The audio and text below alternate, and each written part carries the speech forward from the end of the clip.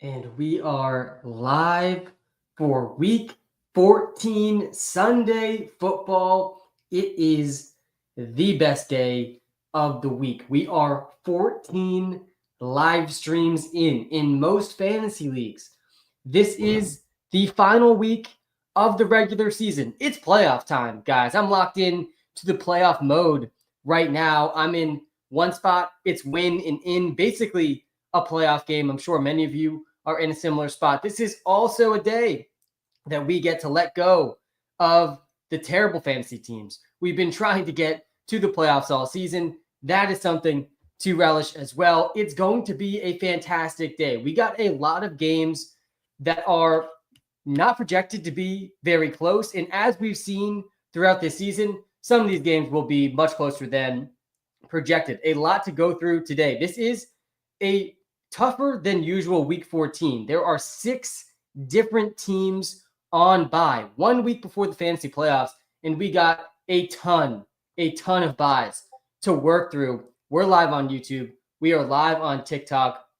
If you guys are watching live on YouTube already, smash the like button, hit the subscribe button. It does help me out a ton. If you're watching live on TikTok, guys, hit the follow button. All right, we are going to get to every single player in every single game, just like we do on every single Sunday morning live stream. And I want to start off today with, let me pull up the QB rankings here.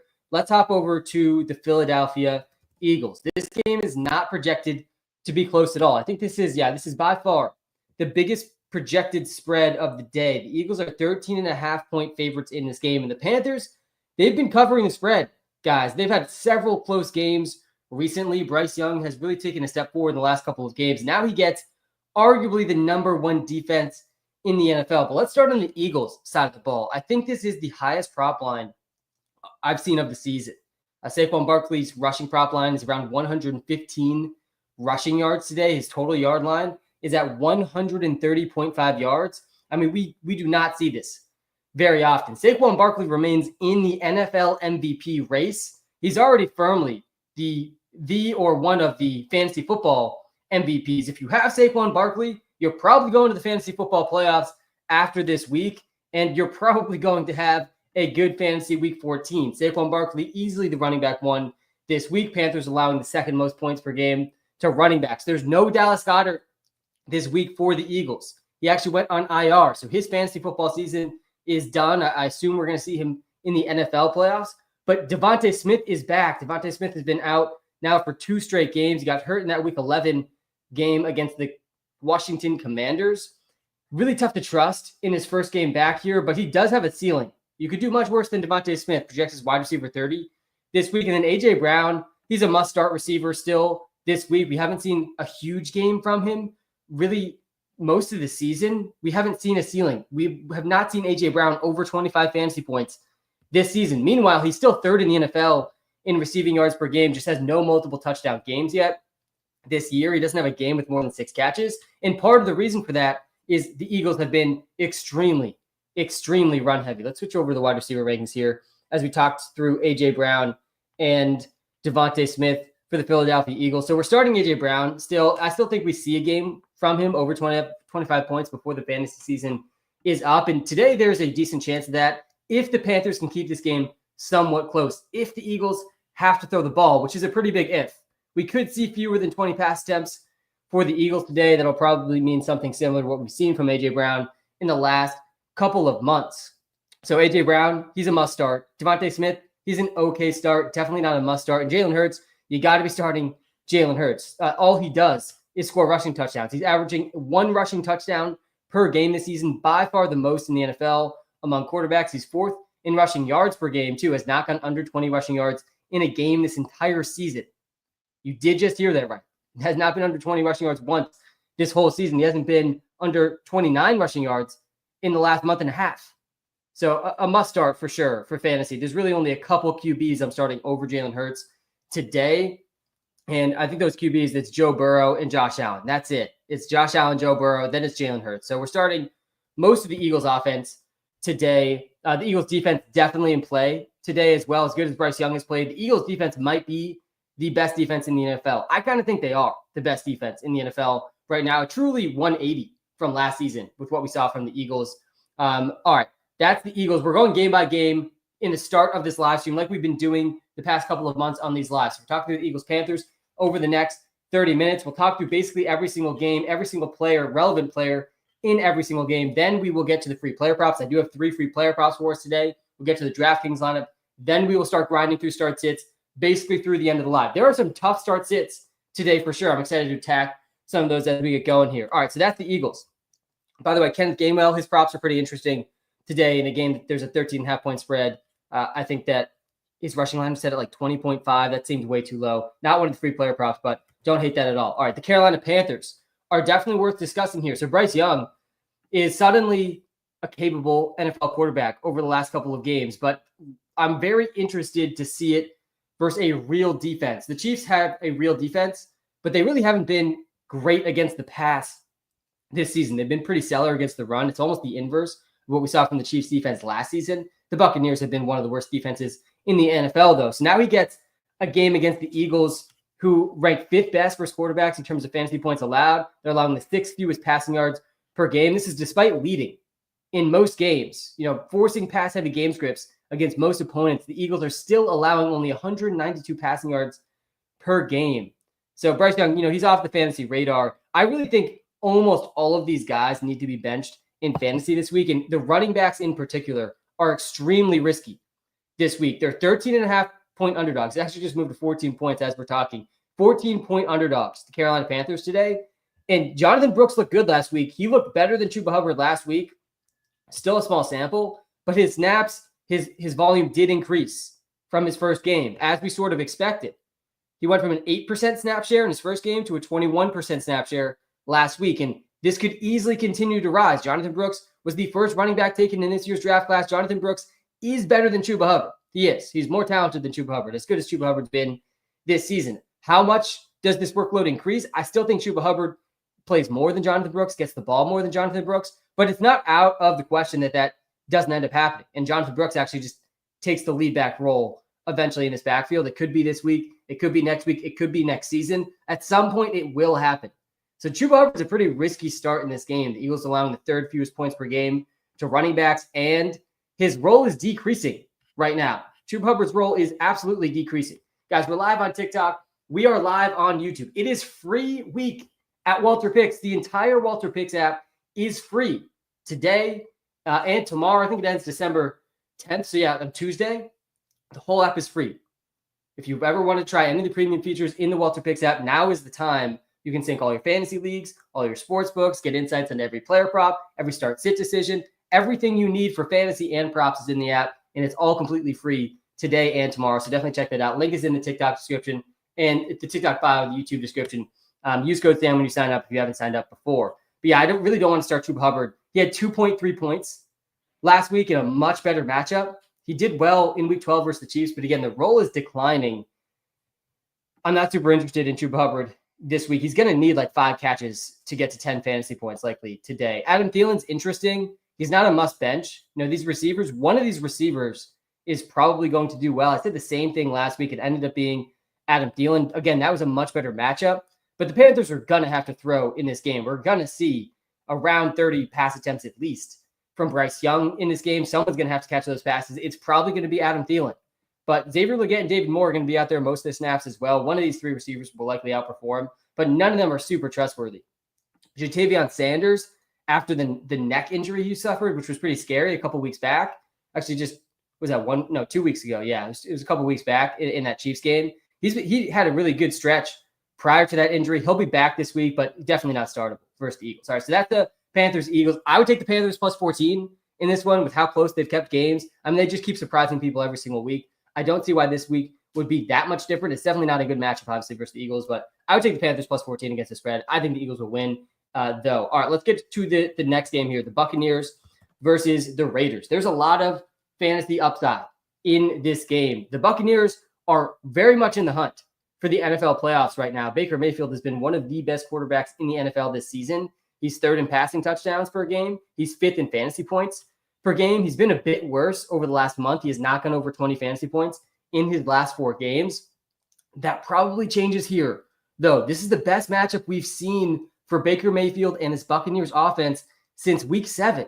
And this is really their second best matchup of the entire season. I think Mike Evans has extreme upside in this game, and Bucky Irving is going to be a league winner if he keeps up anywhere near this pace that he's been on. He's been a top 3 running back in back-to-back weeks. He was the number 1 running back last week. He's been over 140 yards in 2 straight games. He scored in both of those games as well. And last week was very notable. Last week was the first week he really was the lead back in this backfield from a workload perspective. Season high 64.1% rush share. He also had a 9% target share. That wasn't huge, but the snap share was up to 54%. That was second most of his season. So he had a season high snap share, second biggest snap share, season high rush share for Bucky Irving, but he's had a really good receiving role. He's had 9 catches in his last 2 games. I mean, if he takes part of this receiving role from Rachaad White, because prior to these couple of games, it was Bucky Irving was the better rusher and getting more of the carries, but Rachaad White was still getting most of the receiving work, and Rachaad White's still going to mix in. I actually think he's a bit of a sleeper in this game with Bucky Irving. Questionable in this game. He's going to play. He's battling through an injury. Let me switch over to the running back ranks here as we talk through this. But he has an extreme ceiling. You really can't bench Bucky Irving this week. You can't bench Mike Evans this week. I also like Cade Otton this week. He'll find his way into my DraftKings lineup when we get to there in about an hour or so. But Cade Otton definitely is a sleeper this week. He's had a couple down games in a row, only 10 fantasy points combined in his last 2. He had a really incredible stretch when both Mike Evans and Chris Godwin were out. Really, since Mike Evans came back in week 12, we have not seen a big game from Cade Otton, but this is as good as it gets matchup-wise for Cade Otton. The Raiders are allowing the most fantasy points per game to tight ends this season. And just last week, we saw 11 catches for, 126 yards to the Chiefs tight ends, both Noah Gray and Travis Kelce. No touchdowns there. Jonnu Smith went for 101 yards on 6 catches, scored twice. I mean, we've seen some massive tight end games, and I think Cade Otton has tight end 1 overall ceiling this week. Obviously, you're not starting over guys like Brock Bowers, or guys like Trey McBride, David Njoku, Travis Kelce, George Kittle, or Jonnu Smith, but I think I would start him over TJ Hawkinson. It's close. Hawkinson projects a bit better, but I think Cade Otton has a higher ceiling. So Cade Otton is in my must-start territory. Definitely starting him over Kyle Pitts, seeing that question in the TikTok live. If you guys are watching live on TikTok, by the way, guys, smash the follow button. I will not be able to see your comment if you are not following. If you're watching live on YouTube, guys, smash the like button. Helps me out a ton. We are 14 weeks in, and we are still going strong, man. It's going to be a great Sunday. Happy Sunday to everyone who's tuned in, guys. Appreciate all of you out there. I'll switch over to the QB rank, seeing some people ask for that on the TikTok live. I do think Glad is going to play, but we'll get to that game a bit later on. There's still a few injuries out there worth noting, but Bucky Irving is on track to play. He was one that was questionable heading into this week. All right, so we're starting Cade Otton. We're starting Mike Evans. Mike Evans, Bucky Irving, must starts. Baker Mayfield is a borderline must start, too. There's only 4 QBs I'm playing over Baker Mayfield. We already talked about 3 of them when we touched on Jalen Hurts. It's Jalen Hurts, Josh Allen, Joe Burrow, and then I would play Sam Darnold over Baker Mayfield. That one's pretty close. I like them both a lot. I think I have them in the same tier. Yeah, I do. I got them both in tier 2 with Kyler Murray and Justin Herbert. But yeah, I'm playing Baker over Justin Herbert, over Kyler Murray, over Jameis Winston, over Patrick Mahomes, over Caleb Williams. Got to feel pretty good about Baker in this matchup as well. Buccaneers defense is also very much in play. I think we just looked at the 2 of the top 3 defenses already in the first 2 matchups. All right, let's go to the Raiders side of the ball because there's some good fantasy options for the Raiders as well. The Raiders have been not the best offense in the NFL this season, but they've had just good enough quarterback play to sustain a few relevant fantasy players throughout the season. And we got to talk about Brock Bowers on this Sunday morning as we talk about the Raiders. By the way, the Raiders are 6.5-point underdogs in this game. They're going to have to throw. I think Brock Bowers is firmly in the Offensive Rookie of the Year conversation, which is truly incredible. For those of you, familiar with how these awards work, it's basically impossible for a non-quarterback to win Offensive Rookie of the Year. Very similar to MVP and how MVP works. It's almost impossible for a non-quarterback to win if there's any quarterbacks doing anything, reasonably well on a winning team, which is the case this year with both Bo Nix and Jaden Daniels. But Brock Bowers is very much in the hunt still for Offensive Rookie of the Year. It's going to be tough because he's not a quarterback, but guys, he's crushing all tight ends in receptions per game, in receiving yards per game. He's up to 74 receiving yards per game. He ranks top 10 in the NFL in these numbers. Brock Bowers is on track to break Puka Nakua's rookie reception record from last season. That record was insane. I forget what the exact reception total was, but just the fact that he is on track to beat that, and he's on track to beat it handedly. Like, he could get 0 catches this week, and I think he would still be on track to beat Puka Nakua's receptions record as a rookie tight end. I mean, this is truly one of the most incredible rookie seasons I've ever seen, that the NFL has ever seen. He's got over 30 fantasy points in 2 of his last 3 games, and now he gets the Tampa Bay Buccaneers, who are allowing the 2nd most points per game to tight ends. I mean, Brock Bowers, it feels a little bit like watching Travis Kelce, prime Travis Kelce, in his rookie season, where it's like, how is he this open? Sometimes he's oftentimes how you feel when you're watching Travis Kelce, and he just continues to do it. Brock Bowers is tight end 1 this week. There is definitely no tight end I'd rather have the rest of the season than Brock Bowers. So that's Brock Bowers. It's a great matchup, great role, incredible rookie season, maybe the offensive rookie of the year as a tight end, which says about as much as you can say.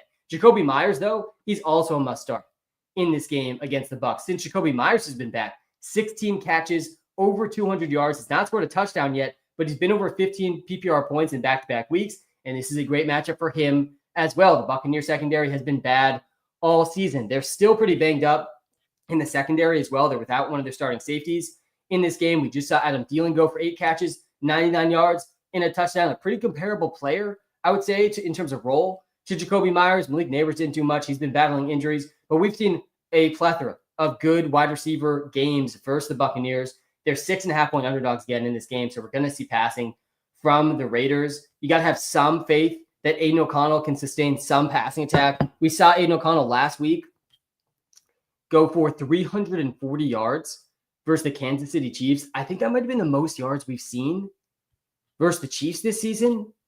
I don't think I'm making that up. Let's check this out. Matchup tab versus the Chiefs. If you're watching live on TikTok, by the way, guys, we are also live on YouTube. And on YouTube, it's a better viewing experience. The link to the YouTube is right in the TikTok bio. I can share my screen on the YouTube live. So on the YouTube live right now, we're looking at Aiden O'Connell's game logs. We're actually on the matchup tab for the Chiefs. And yeah, I was right. But by a mile. I mean, Aiden O'Connell last week had by far the most passing yards we've seen versus the Chiefs. No other quarterback was within 70 yards. The most passing yards we had seen versus the Chiefs came back in week 1. Think about all the way back to week 1. That feels like a lifetime ago. That first game between the Ravens and the Chiefs, that was a great one. Lamar had 273 in that game. Aiden O'Connell last week went for 340. The Raiders really should have beat the Chiefs last week. Very, very typical Chiefs game last week on Black Friday. Raiders plus 6.5. I do think I would take the Raiders with the points here, but expect the Buccaneers to win. That's pretty much all the must-start guys. The other guy that's just quickly worth mentioning, we don't even have his picture in the app yet. There's no Alexander Mattison or Zamir White again. It seems like Zamir White is pretty much done. You know, we might not see Zamir White in a real NFL role ever again. He was maybe the worst pick this draft season, just this year, period. I don't know how people talk themselves into Zamir White in like round 4, 5, 6, where he was getting drafted. But Sincere McCormick is startable in fantasy this week. He's definitely startable over Amir Abdullah, and he's going to have a real role in this game. They already talked about the coaching staff wanting to get him more touches heading into this game. There's no Madison again. So Sincere McCormick, the 24-year-old, really out of nowhere guy for the Raiders. He had 12 carries last week versus the Chiefs. Went for 64 rushing yards versus the Chiefs. Was at 5.3 yards per carry against maybe the best run defense in the NFL. They've been number 1 in terms of fantasy points allowed to running backs, at least. I do not have Jared Goff on the list. Yeah, so these rankings lists, this is the rest of this week rankings. So if you already played or you're on bye, you're not on the rankings list. This is for start-sit decisions today. We are focused on the games today and the one game tomorrow and the game tonight, of course. There's a fun game tonight as well. All right, that is Sincere McCormick. So yeah, he's startable. I think he gets over 12 carries in this game, and he could easily get to 20 carries in this game. Would not be that shocking. A much better matchup than he had the last couple of weeks here too. The Bucs secondary is definitely worse than their run defense, but the run defense hasn't been great either. Amir Abdullah is going to mix in too, probably get the bulk of the receiving work, but Sincere McCormick is startable. Interesting sleeper this week for sure. Trey Tucker, I think, is a very deep sleeper, not a guy I really want to start. All right, that is the Raiders-Buccaneers game. Let's get to this Browns-Steelers game. These two teams played literally 2 weeks ago in the first snow game of the season. We've now had 2 snow games this season. This is not going to be a snow game. There is a little bit of weather to note in this game. Weatherman Sam's on it today. There's not any super concerning weather. That's the TLDR for Weatherman Sam, so we're not going to go too deep into it, but there's going to be some wind gusts around 25 miles an hour in the first half of this game. The wind is supposed to go down a bunch in the second half, so I'm really not concerned. Again, that's wind gusts up to 25. It's not sustained winds. I don't think it's going to impact the game really at all, but the Browns come into this game plus 6.5. I mean, they just beat the Steelers 2 weeks ago, and this game is in Pittsburgh, but this seems like way too many points for the Browns. Jameis Winston, the Browns are coming off a loss. Jameis Winston just set a Cleveland Browns NFL record, 497 pass yards and 4 TDs for Winston last week. Guys, Winston was the QB1 last week with 36 fantasy points, despite throwing, 2 pick sixes and 3 interceptions overall, 2 pick sixes, took 3 sacks in a classic Winston game. But they're letting Winston sling it, man. And this is massive for fantasy football. Winston is startable in this game, even against a tough Steelers defense. He's not a must start. Switch back over to the QB ranks here quick. He's not a must start, but he's QB8 in my ranks today in the Walter Picks app rankings. Today, I'd play Herbert over him. Herbert's a really tough start sit today with Ladd McConkey questionable. We're going to get to that.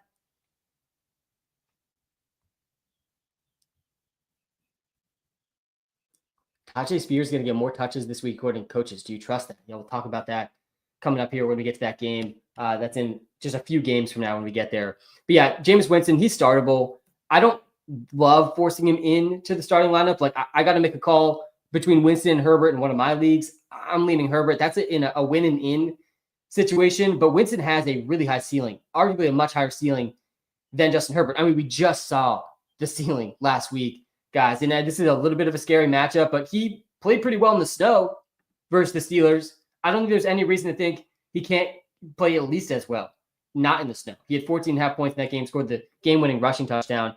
Jerry Jeudy is a borderline must start. I would call him a good start, not a must start, but man, Jerry Jeudy has really come on. I don't think there's a receiver with more yards than Jerry Jeudy over the last month or so. I don't have that in front of me, so someone can fact check that. But I do think Jerry Jeudy is a very good start moving forward. He had 235 yards in the revenge game, the most yards ever in a revenge game. This was a true revenge game, too. I mean, you could just see it. I mean, you kind of knew it going into the game, but you could really see the revenge in Jerry Jeudy's eyes in this game versus the Broncos. A lot of bad blood there.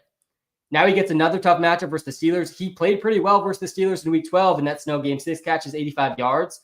He's had now 4 straight games with at least 14 points. He's had 5 straight games with at least 73 receiving yards and 5 catches. A really solid floor for Jeudy in this game. A pretty solid ceiling for him as well. He's a good start, not a must start depending on the guys you have. Elijah Moore is an okay start, not a must start. And I really don't want to start the running backs in this offense. Nick Chubb, Jerome Ford. Nick Chubb is just a touchdown-dependent running back at this point. He has scored a bunch of touchdowns, but this is not the Nick Chubb I remember. I hope it's not the Nick Chubb you remember either. We're seeing a Nick Chubb who's running for 3 yards per carry this season. Nick Chubb, who is near the all-time record in career yards per carry in the NFL at 3 yards per carry this season. It's been tough to see. Definitely not the full throttle Nick Chubb we're used to, but he has been scoring. He's got 3 touchdowns the last 2 games. So if you're in a pinch, you can start him, but not a guy I'm super excited to start. He did not play well versus the Steelers last time. He did score twice, but was extremely inefficient. Jerome Ford is going to get a bunch of work as well. And then David Njoku, he's a must start. I mean, really, unless you have Bowers or McBride, you're starting Njoku. I would start Njoku over Kelsey. The Chargers have been pretty good versus tight ends this season. I would start Njoku over Kittle. Wide receiver sheet, Manny, I got you. Tight end list. We'll go to the tight end list next. Hop to the wide receivers first. Definitely some really tough wide receiver start sits today. That's for sure. All right, let's take this. Let's go to the next game here. So let's go to the Steelers side of this game. So again, I think the Browns are underdogs by too much here. I would take the plus 6.5 here as well. But the Steelers have been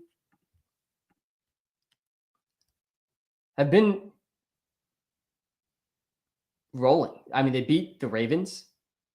They beat the Bengals last week in a great matchup versus the Bengals.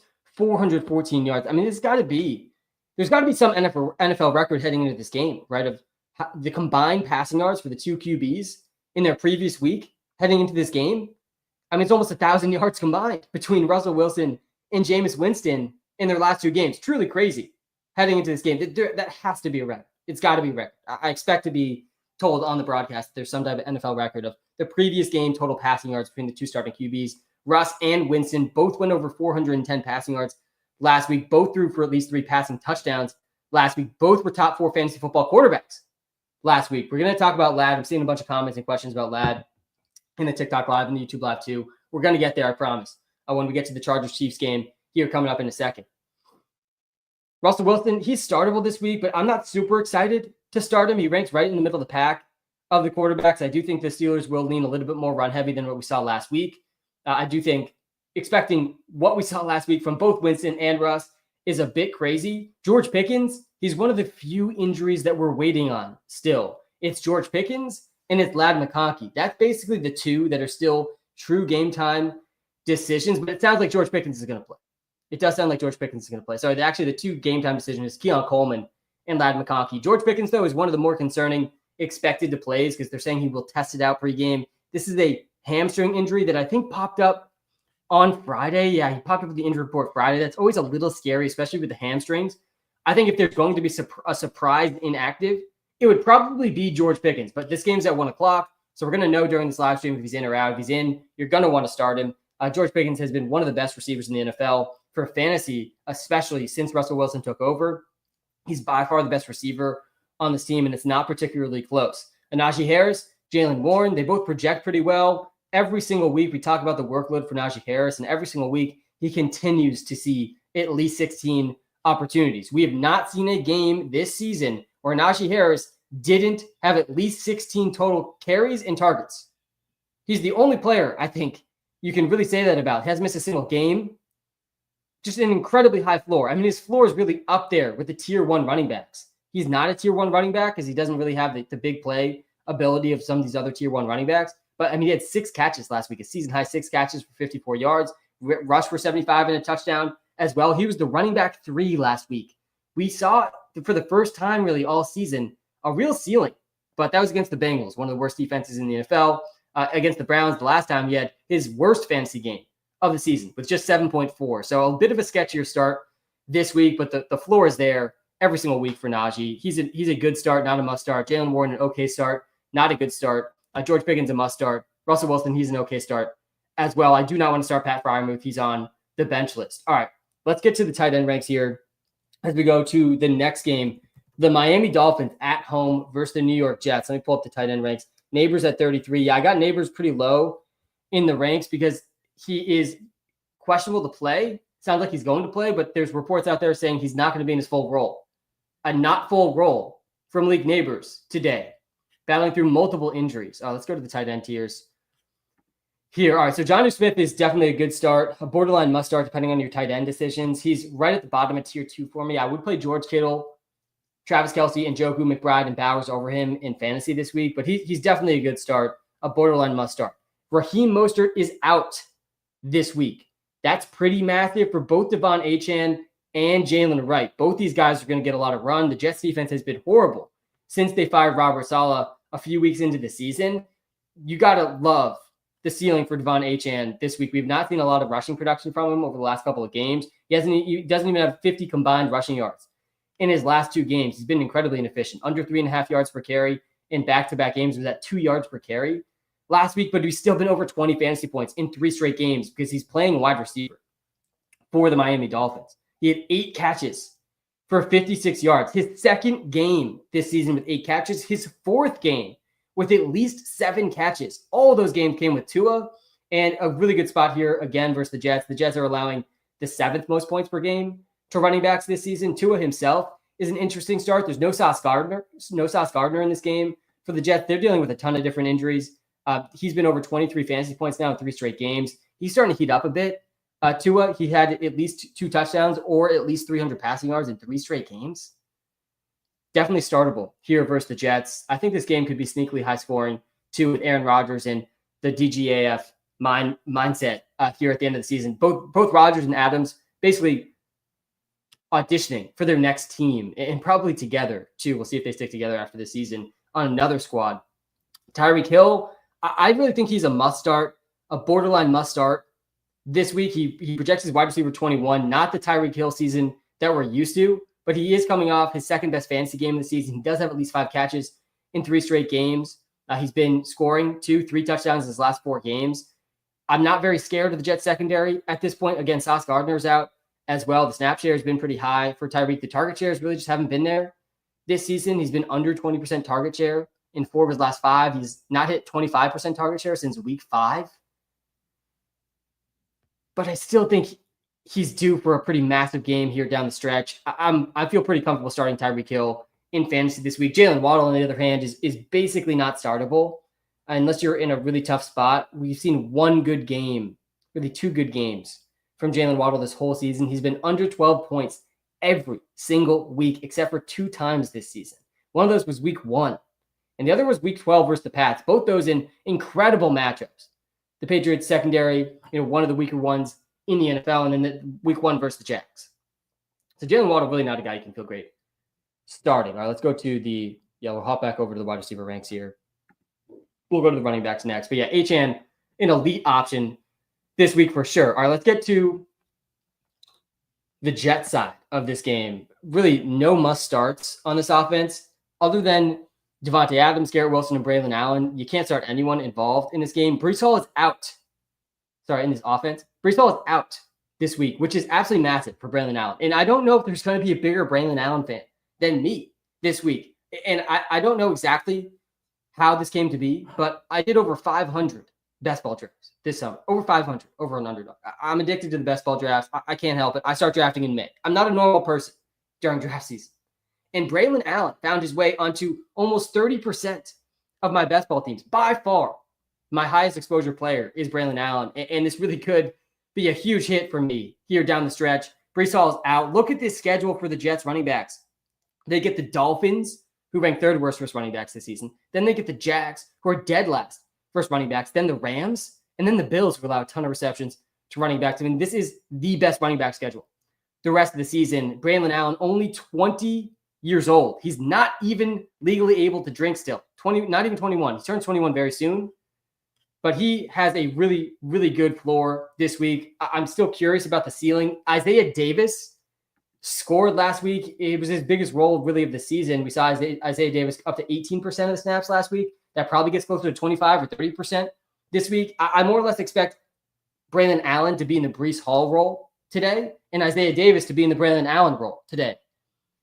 So both these guys are going to get work, but Braylon Allen, very excited to see him in a full workload for the first time all season.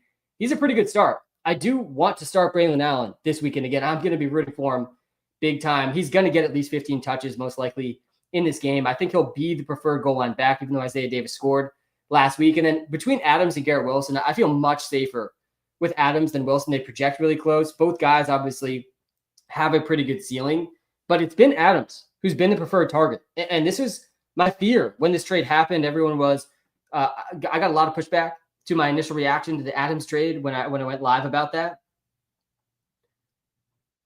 Because I was scared that Adams would out-target Garrett Wilson, and that was not going to be good for Garrett Wilson in fantasy. And we've really seen that play out over the last 3 games. It didn't really play out initially when Adams joined. We saw some massive Garrett Wilson games, but over the last 3 weeks, we've not seen Garrett Wilson pass 10 fantasy points, and the target shares haven't been terrible, 18%, 28%, 26%, but the production has not been there, and it's Adams who's getting more of the red zone looks as well. Another fear of mine when Adams joined. But both these guys, they're startable.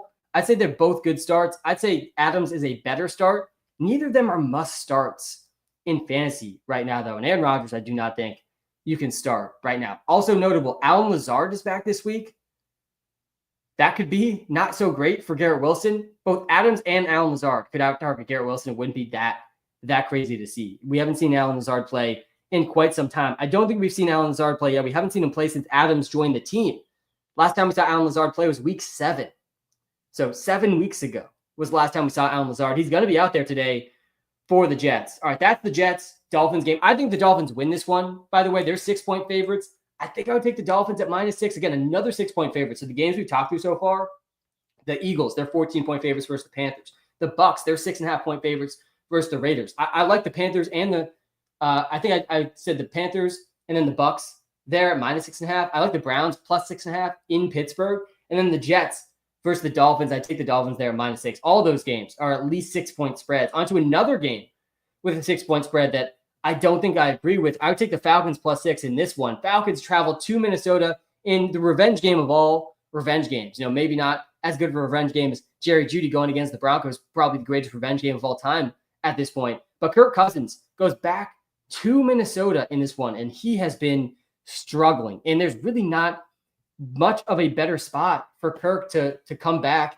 and get back on track here than a matchup versus his old team, the Minnesota Vikings. The Vikings are, I would argue, the biggest pass funnel defense in the NFL. They're extremely good against the run. They're extremely talented on the defensive line, but their secondary has been struggling this season. And that creates an environment where you really need to throw. Their offense is also good enough that they're often leading in games. That also leads to a lot of throwing. And the Falcons are 6-point underdogs in this game. They're going to have to throw. This is not the best matchup here for Bijan Robinson. Obviously, we're starting Bijan, but this is a good spot for Kirk Cousins to get back on track. He's had 3 more difficult matchups over the last 3 weeks. I mean, the Saints aren't that scary, but he played the Broncos and Chargers in his last 2. He's been under 6.5 fantasy points in 2 straight games. He's not thrown a touchdown since week 9. That was over a month ago. Guys, we have not seen a Kirk Cousins passing touchdown since week 9. We probably see at least one today. I don't think Kirk Cousins is a must start, but I do think as long as he is able to avoid the sacks, which is not easy versus the Vikings, he probably has 240 plus passing yards in this game. The Vikings are allowing 280 passing yards and almost 2 passing touchdowns per game. Those both ranked bottom 3 in the NFL. They're allowing the second most pass attempts, the second most pass completions, but they also have gotten a lot of sacks. Only 1 sack versus Kyler last week, but they had 3 versus Caleb Williams, 5 versus Will Levis. They had 6 combined versus Mac Jones and Joe Flacco. They sacked Jared Goff 4 times earlier this season. CJ Stroud got sacked 4 times, and there's a 4 or 5 sack outcome here for Kirk Cousins in this game. I really think you need to start Drake London. He's a must start. Bijan Robinson is a must start, even in a tough matchup. Doesn't matter for Bijan. He's in that tier 1 of running backs. Does not matter who he's playing. He has been on an incredible stretch. He's at least 20 points now in 6 of his last 7 games. For Bijan, that's what an elite running back looks like, guys. And part of the reason he's able to do that is the receptions. He had 6 catches for 33 yards last week. And that's part of the reason, regardless of who he's playing, you got to feel really good about Bijan. The Vikings are allowing the 4th fewest rushing yards per game, only 4 catches, 28 receiving yards per game to running backs, only half a rushing touchdown. They really have been stellar versus running backs. The biggest game we saw came from Jahmyr Gibbs, though, with 32 points back in week 7. Bijan's capable of that in this matchup, even in a tough matchup here versus the Vikings. I also like Darnell Mooney a lot this week. I think Darnell Mooney is a pretty good start. We got him projected ahead of Devontae Adams, ahead of Garrett Wilson, who we were just talking about in that Jets-Dolphins game. And I kind of agree with that here for Darnell Mooney. We haven't seen a big game from Mooney in the stretch that Kirk Cousins has been struggling, but this is a really good spot for the receivers. The Vikings are allowing the most fantasy points per game to wide receivers this season, and we saw the snap share go back up for Mooney last week coming out of the bye in a tough matchup versus the Chargers. He only had 3 catches, 20 yards. I think he goes well over 50 yards in this game. I don't hate Darnell Mooney's props this week. I think they're in the high 40s, low 50s. I think it's at 52.5 maybe. Only 16% target share, but he's at a 22% target share this season. Drake London, Darnell Mooney, both very good starts. Drake London, a must start. Mooney is a very good start. Ray McLeod, also an interesting sleeper, and we just cannot be starting Kyle Pitts. At this point, he had a month stretch here from week 5 to week 8 where he was going over 10 fantasy points, but over his last month, it has been bleak. I mean, very bleak. About as bleak as it's been of a stretch for Kyle Pitts, and that's saying something for everyone that's followed along with the trajectory of Kyle Pitts over the course of his career. He's got under 2 combined fantasy points in the last 2 games. He only played 40% of snaps last week. That was a season low snaps coming out of the bye. One of the questions I was asking on this live stream last week was, maybe they get Kyle Pitts back on track out of the bye. Maybe they found a way to get Kyle Pitts more involved. Maybe that's going to be a focal point coming out of the bye. It was the exact opposite. Out of the bye, they decided we need less of Kyle Pitts. We're going to play him only 40% of the snaps now, which was a season low. Rough. He had 2 targets, no catches. I expect him to do better than that. This is not a bad matchup for Kyle Pitts. He's got two good matchups coming up. We got him projected for 40 yards, which feels a little optimistic. That is his average this season, but he's really, really rough for fantasy to start. You really got to find another option if you're looking at the tight end available. I would play Will Dissly over Kyle Pitts. I'd play Jake Jake Ferguson, definitely playing Kate Otten over Kyle Pitts. I would play Kyle Pitts over Cole Kmet and Pat Freiermuth, but I wouldn't feel great about it. Definitely would not feel too great about it. All right, that's the Falcons-Vikings matchup again. I think the Falcons +6 is not a bad play there. Let's go to the Giants and Saints game. So people asking about Malik Neighbors' ranking this week. A really tough guy to rank this week because Malik Neighbors leads the NFL in target share, guys, by like a lot. Like he already basically won the target share battle this season. Like he could just barely play the rest of the season. I still think he'd probably lead the NFL in target share. He's at, what is this? A 36% target share this season. The next highest is at 33%. That's AJ Brown. There's only 2 players over 30% target shares this season. And one of them is Malik Neighbors, who's at 36.3%. He's closer to 40% than 30%. And there's only 2 wide receivers at over 30%. I mean, truly incredible target share here. And this is exactly why we were drafting Malik Neighbors during draft season, because we knew there was a chance that he could lead the NFL in target share. We knew that was an outcome. And it didn't make sense why he was getting drafted so much later than Marvin Harrison Jr. He leads the NFL in targets per game. He leads the NFL in target share per game, but he comes into this game hobbled. He's dealing with a hip injury. And the verbiage has not been super promising for Malik Neighbors with all these news reports. The quote was, "Will try to play in week 14. That was 41 minutes ago from Adam Schefter, listed as questionable. And they're hinting at a potential decoy role for Malik Neighbors in this game, or a potential more of a limited role. If he's active, he still might not even be active, guys. I mean, what is the real incentive for the Giants at this point to put their star future wide receiver out there in a game where they are fully incentivized to lose and get the best draft pick possible, and they are 5-point underdogs at home versus a mediocre Saints team? It's a good matchup for Neighbors. You know, you don't need to bench Malik Neighbors, but we got him projected below Deebo Samuel. I actually think he's a little higher than that now. In the Walter picks out, we adjusted him back up just slightly, but I don't think you're crazy to go Deebo Samuel over Malik Neighbors, as bad as Deebo's been. Deebo's arguably a must bench. Amari Cooper, Devontae Smith, Jordan Addison, Marvin Harrison Jr. This is the tier that Malik Neighbors is in this week. Not a normal Malik Neighbors week with the injury. Really tough to trust. He projects as wide receiver 25 right now in the Walter picks app, right around Calvin Ridley, Juwan Jennings, Brian Thomas Jr. I think all 3 of those guys are safer than Neighbors. Neighbors has a higher ceiling maybe than those guys, depending on, you know, if he ends up playing a full role. And these reports are a little bit misleading, which is possible. It's very hard to know how true some of this is. But I do think there's a lot of incentive for them not to push Malik Neighbors past his limit at this point in the season, where they are literally incentivized to lose. The other Giants player that's worth talking about for fantasy is Tyrone Tracy. And I actually like him a lot today, especially with this Malik Neighbors injury. The matchup is really good here for Tracy. He's by far, let's assume for a second Neighbors is not at 100%, which I think is true. I do not think we see a full Malik Neighbors role today. I could be wrong about that. There's a lot of uncertainty and nuance and guesswork happening there. But based on the reports we've seen, I do think that is very possible. So let's assume Neighbors is not 100%. Look at this team, guys. We got Darius Slayton, Wan'Dale Robinson, Devin Singletary, Jalen Hyatt. Greg Dulcich is the top projected tight end, with Theo Johnson out, who they lost for the season. Last week, Theo Johnson was playing great. I mean, I'm not even convinced. I don't know how you possibly project these tight ends. We haven't seen Daniel Bellinger play in months. Chris Manhertz is a pure blocking tight end. And then you got Greg Dulcich, who they signed a couple weeks ago. You know, I'm a big Dulcich fan, but it's hard to expect a huge role for him. I mean, Tyrone Tracy is just by far the best player on this team, on this offense, without Malik Neighbors. It's really not that close. In a good matchup, I expect the Giants to lean very heavily on the run here. And Tracy played pretty good last week, considering he only had 32 rushing yards. He still had 14.5 points. He scored versus the Cowboys, and he was benched to start the game. It was Devin Singletary that started the game, but we still saw Tracy play 73% of the snaps. I mean, it's clear they understand Tracy's much better than Devin Singletary at this point. 73% of the snaps, despite getting benched the first drive, is actually a pretty encouraging number. He had a 10% target share, only a 43% rush share. I think he gets at least 15 touches, though, in this game. So, yeah, I don't hate him here versus the Saints. I think you could do much worse than Tracy this week. Tracy versus DeAndre Swift. It's a close call. Swift dealing with injuries, too. We'll get to that game here in a second. I would go Swift over Tracy. I would go Garendo and Dowdle and Najee over Tracy. But I would play Tracy over guys like Chuba Hubbard.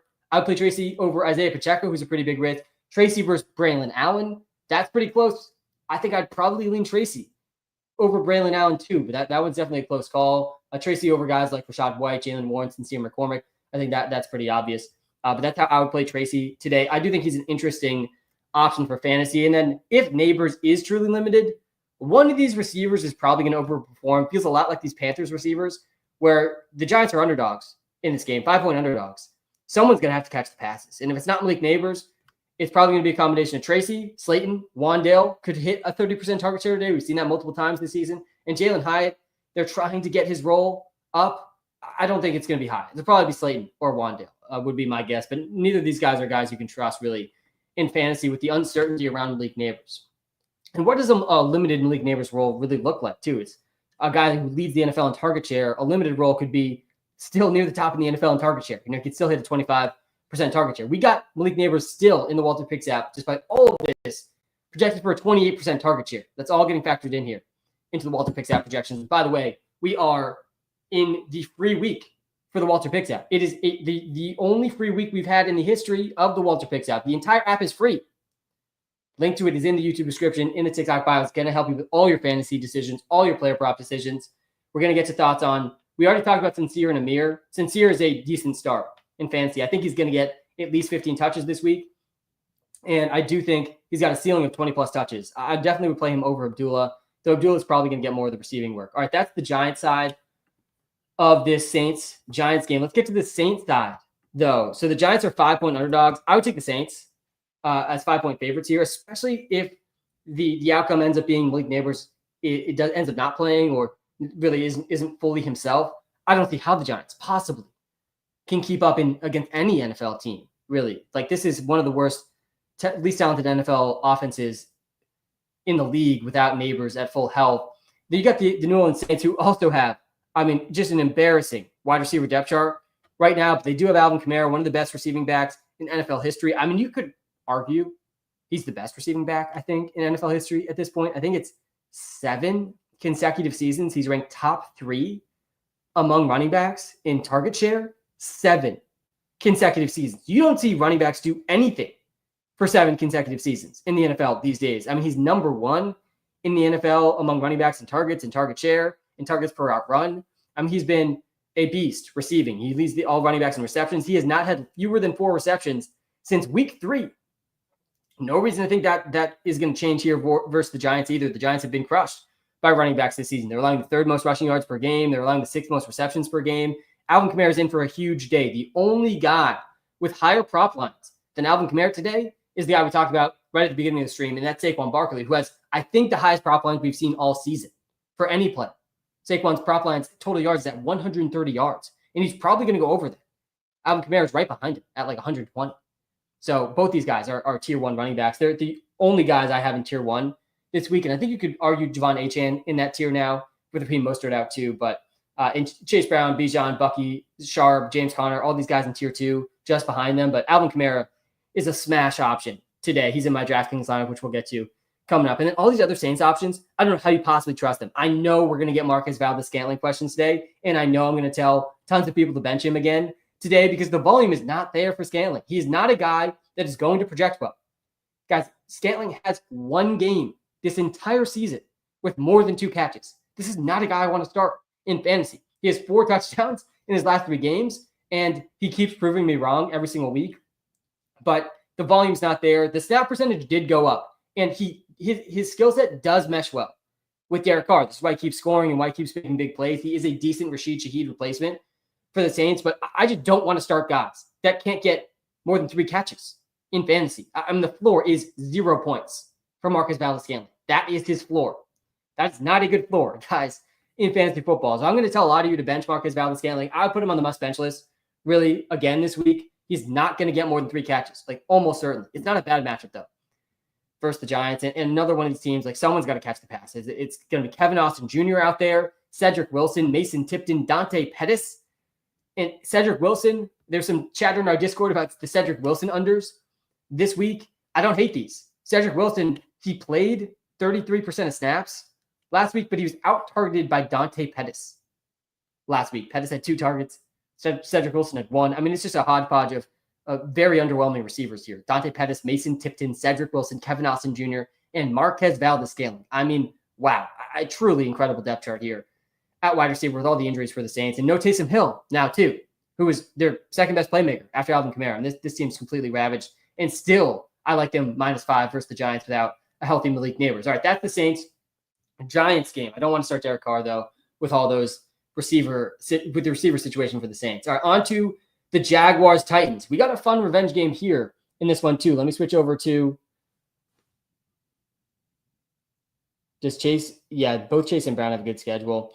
Switch over to the wide receiver ranks here on the YouTube Live and the TikTok Live. We're going to get to these start sits, guys. I promise. We're going to get to hundreds and hundreds of start sits on this live stream. I would in this spot bench Abdullah for sure. Again, we're going to get to the start sits here coming up in a second.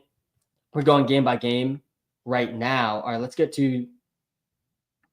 Oh, there's. Let me just since we talked about these two games already, Weatherman Sam. Let's just hop in here quick. So both the Saints, Giants, and the Browns Steelers game, basically identical weather reports here. Both these games in the first half, we're going to see 25+ mile an hour wind gusts, like 25 to 30 mile an hour wind gusts, which is not great.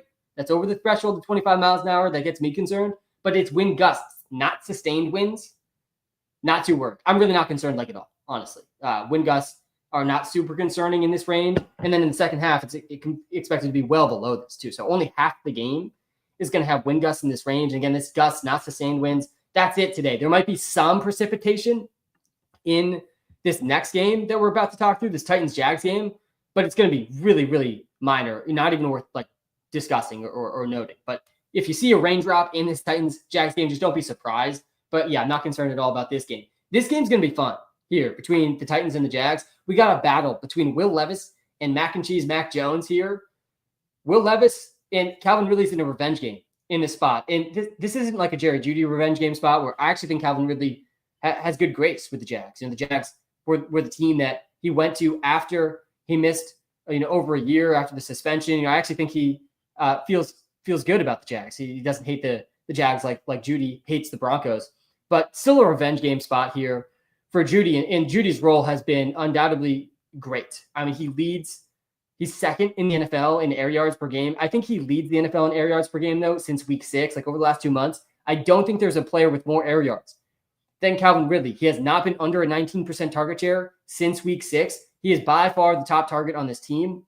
And we haven't really seen the ceiling in the last few weeks. He had 25 points versus the Chargers, went for 22 versus the Lions. I think that's likely what we see today from Calvin Ridley versus the Jags. Obviously, a really good spot here matchup-wise. Versus the Jaguars, they rank third worst versus receivers. They rank bottom 5 basically against every single position. So this whole Titans offense is in play today for sure. Calvin Ridley, not a must start, but a very good start today. I want to start Calvin Ridley today. I also want to start Tony Pollard today. There's been no defense worse versus running backs this season. And we had a question earlier in the TikTok Live about Tajay Spears. Let me just look this up and find the report he was referencing there.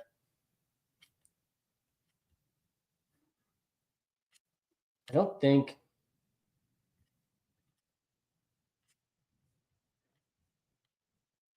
Yeah, I'm not seeing a report easily, at least.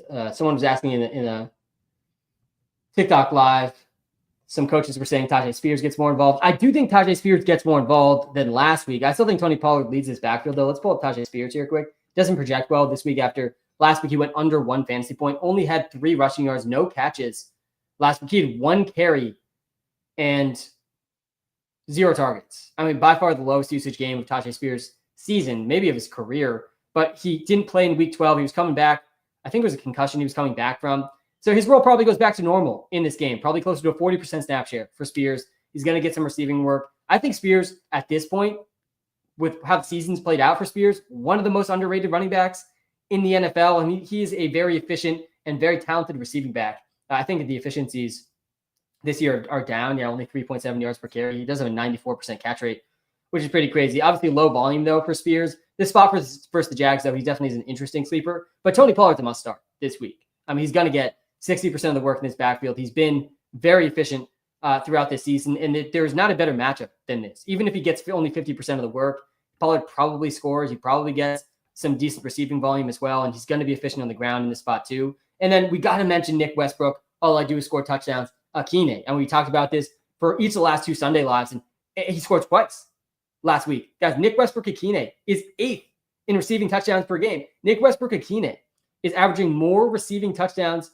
per game than Cooper Kupp, than Marvin Harrison Jr., than Keenan Allen, than Drake London, than Brian Thomas Jr., than A.J. Brown, than Justin Jefferson, than Garrett Wilson. I mean, the list goes on and on and on. It's truly crazy run that we're seeing from Westbrook-Akine. And all these touchdowns started in week 6 too. If you look back from week 6 to today, I think he leads the NFL in receiving touchdowns per game, maybe only behind Jamar Chase. Wild ride we're on with Nick Westbrook-Akine. And why not this week versus the Jags, who, again, have been terrible versus every position this season. The Jaguars, who are allowing the 6th most receiving touchdowns per game, over a touchdown per game to wide receivers this season. They're allowing the 3rd most catches, the 2nd most receiving yards. Westbrook-Akine is startable in deeper leagues for sure. And Tyler Boyd is not, I don't think, in this spot. That's the Titans side of this game. I think Will Levis is an interesting streamer this week in that spot I was explaining earlier in the live. I'm in a win and in situation in one of my leagues. I had to decide between Justin Herbert, Jameis Winston, and I was considering Will Levis and Geno Smith in that too for a little bit. I ended up going with Herbert, but we've seen at least 16 points from Levis in 4 straight, and this is a really good matchup for him. I wouldn't be surprised to see a breakout game here from Will Levis and Calvin Ridley. On the Jaguar side of the ball, we got Mac and Cheese Mac Jones starting for the Jacksonville Jaguars. That's unlikely to go well. I mean, he has not looked good this season. Brian Thomas Jr. still hit his prop for us last week. We actually saw 20 fantasy points from Mac Jones versus the Texans. The Texans secondary has been bad this season. 235 yards and 2 passing touchdowns for Mac Jones. Much better game than he had in his week 11 and week 10. He's played both those games, went under 8 fantasy points in both those. Last week goes for 20 points, 7.3 yards per attempt. He was pushing the ball downfield too to Parker Washington, and Brian Thomas Jr. hit 105 quarterback rating. Maybe we see Mac and Cheese Mac Jones keep it up a bit here. I wouldn't bet on that though. I do think Brian Thomas Jr. is startable. Evan Ingram is startable, but neither of these guys are must start. I think Travis Etienne is a must bench at this point. Really tough to trust the role for Travis Etienne. He's been under 10 fantasy points every single game we've seen him play since week 5. This is a lost season for Travis Etienne. I mean, he's been outproduced and less efficient than Tank Bigsby for most of the season. I still think Tank Bigsby is the better runner. I still prefer Etienne in the receiving game, and that's pretty much how the Jags have been playing it. Bigsby played 45% of snaps last week. Travis Etienne, he played 53%. I mean, this is a pretty even split on a bad offense led by Mac Jones. Neither of these guys can really be trusted in this spot versus the Titans, who are middle of the pack against running backs. Reed cooked my week. Yeah, if you start Jaden Reed, RIP. Rest in peace to your week. If you start Jaden Reed, that was rough. With Neighbors potentially out, do I start Wandale? We just talked about that. I don't think you need to start Wandale still. Rico or Swift. We're going to get to the start sits here, guys, coming up in probably 20 minutes or so. We're still working through each game. We just finished up this Jags-Titans game, an absolute banger of a game. This game belongs on Thursday Night Football, if we're being honest, between Mac Jones and Will Levis. All right, let's go to the Seahawks. I would take, by the way, the Titans here, -3.5. I think their offense for the Titans has a lot of success here versus the Jags. And I wouldn't be shocked if the Jags can keep up, but I like the Titans a decent bit more than the Jags just defensively in this one. All right, let's go to the Seahawks versus the Cardinals. So Zach Charbonnet, let me hop over to my must-starts on the TikTok live. I'll switch over to the running back ranks here on the YouTube live as well. Zach Charbonnet is absolutely a must-start this week. I think he's the most obvious must-start of the week. And just go back to the last time we saw Kenneth Walker be out. That was back in week 2 and week 3.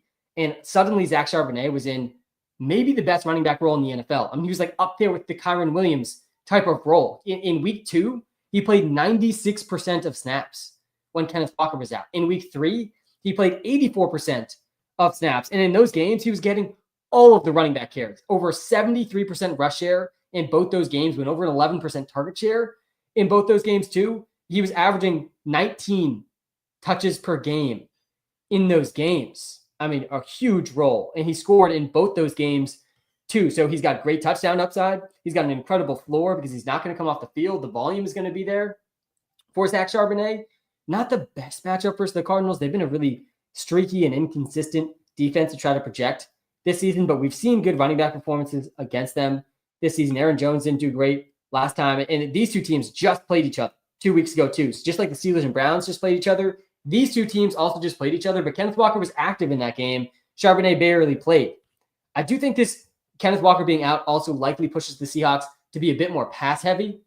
With Kenneth Walker out, it's probably good for Metcalf and JSN. This is a really tough start sit between these two guys. We're talking about this in the Discord earlier. By the way, if you're not in the Discord yet, in the Walter Picks Discord, it's a free Discord. There's premium channels for all the premium Walter Pick subscribers, which is where I spend most of my time.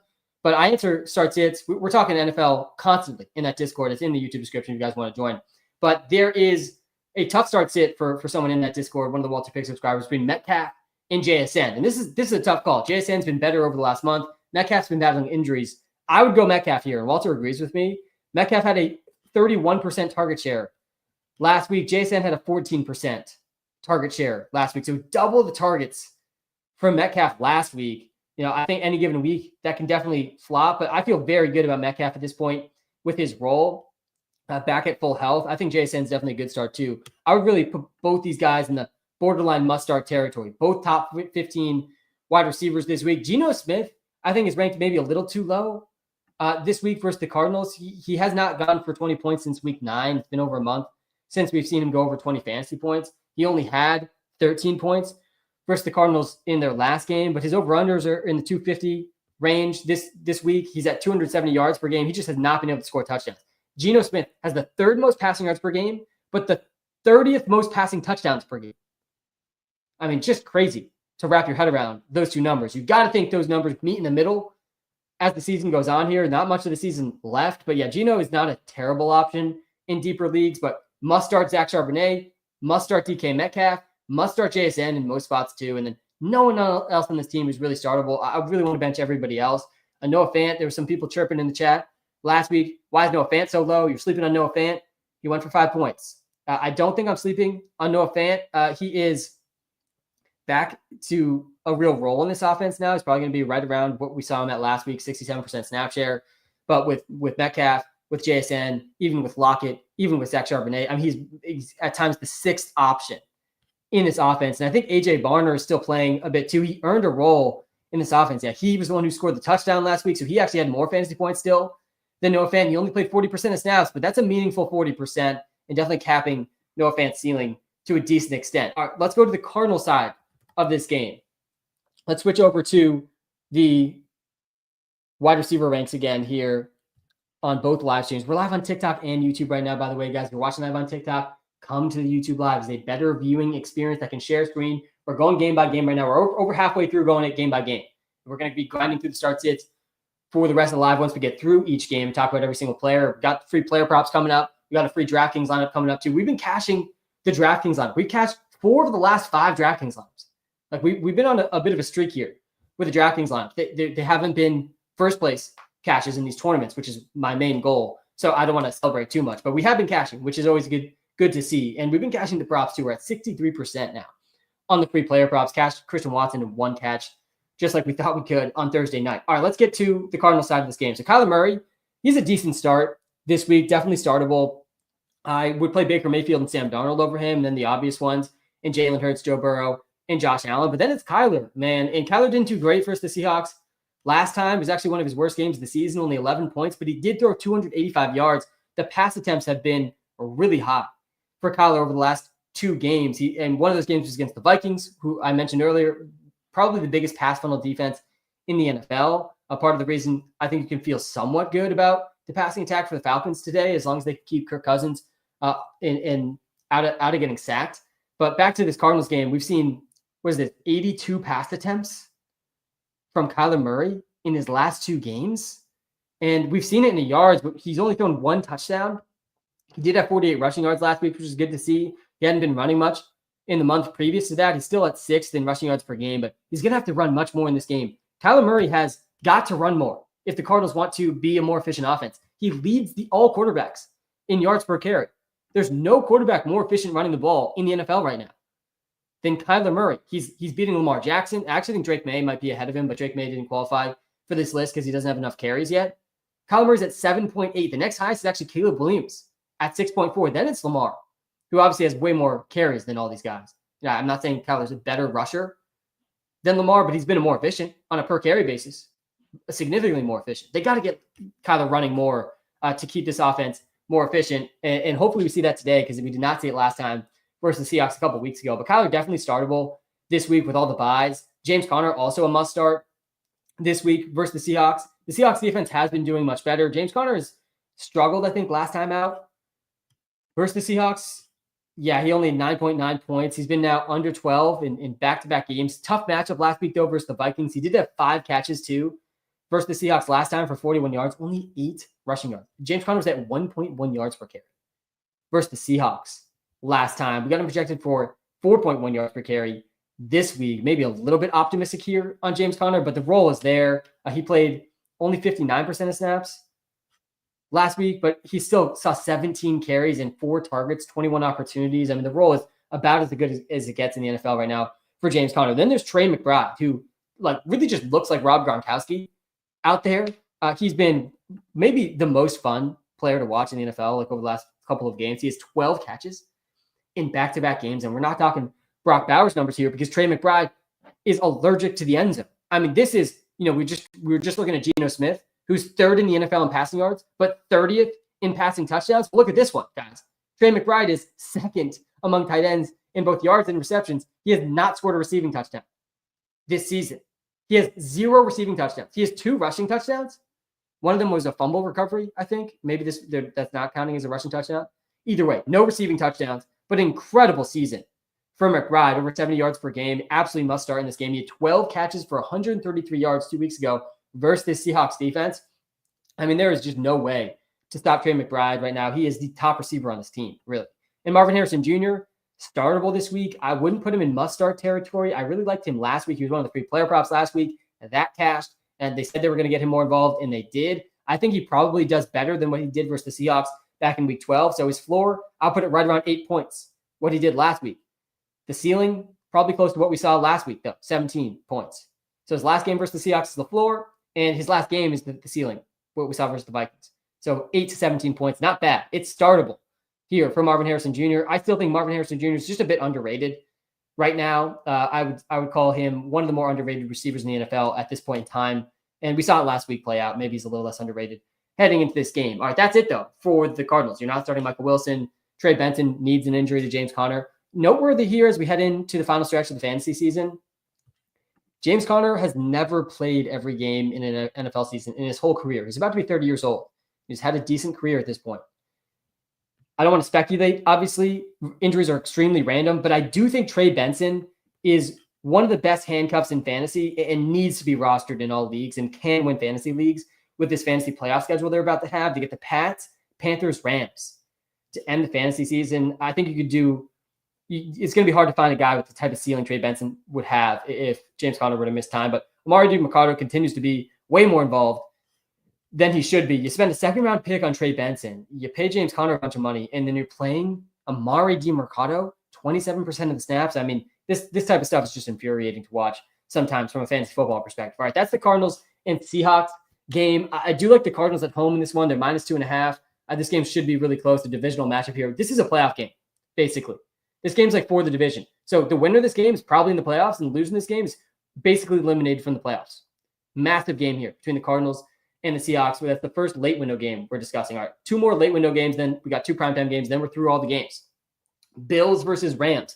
This Bills game is going to be a lot of fun. This is projected to be the highest scoring game of the day, not of the week. We just saw the highest scoring game of the week on Thursday, which we knew was going to be extremely high scoring, and it did end up being extremely high scoring. We got a really high scoring game projected for tomorrow too between the Bengals and the Cowboys. But the Bills offense, Josh Allen right now, by far the leading candidate for NFL MVP.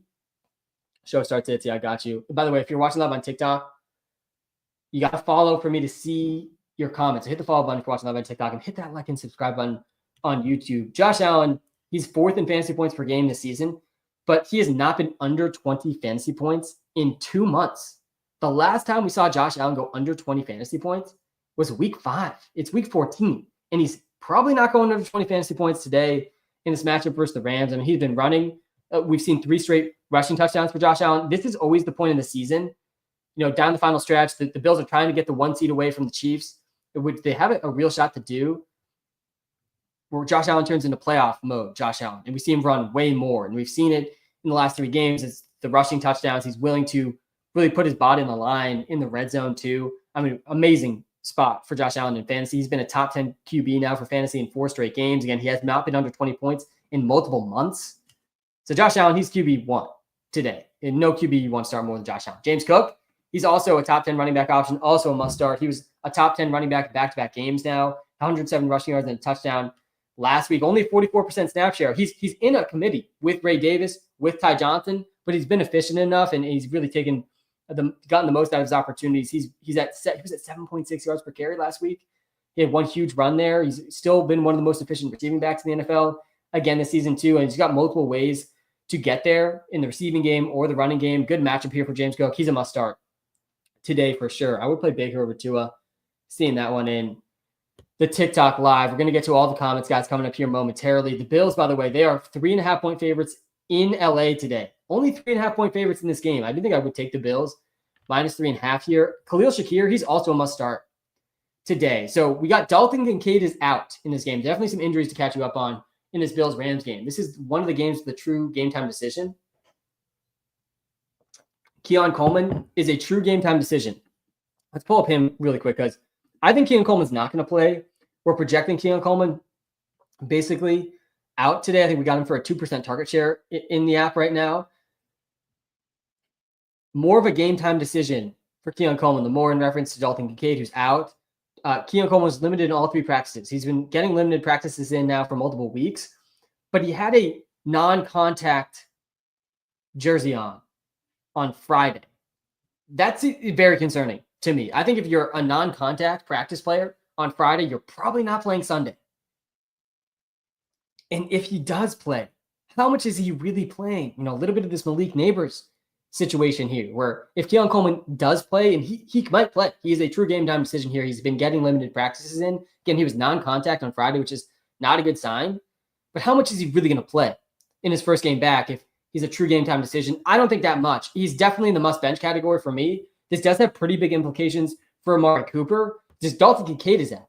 If Keon Coleman is out, pretty big for Amari Cooper. Amari Cooper and Keon Coleman played similar roles. I think Amari Cooper's got a very sneaky ceiling in this game, and Khalil Shakir's got a fantastic floor. I mean, we've seen really great consistency from him. I think he's a great option this week. He projects as a top 12 wide receiver this week. Last week was a snow game, a pretty bad snow game versus the 49ers. He still had 4 catches in that game. He's now had at least 4 catches in the 6 straight games.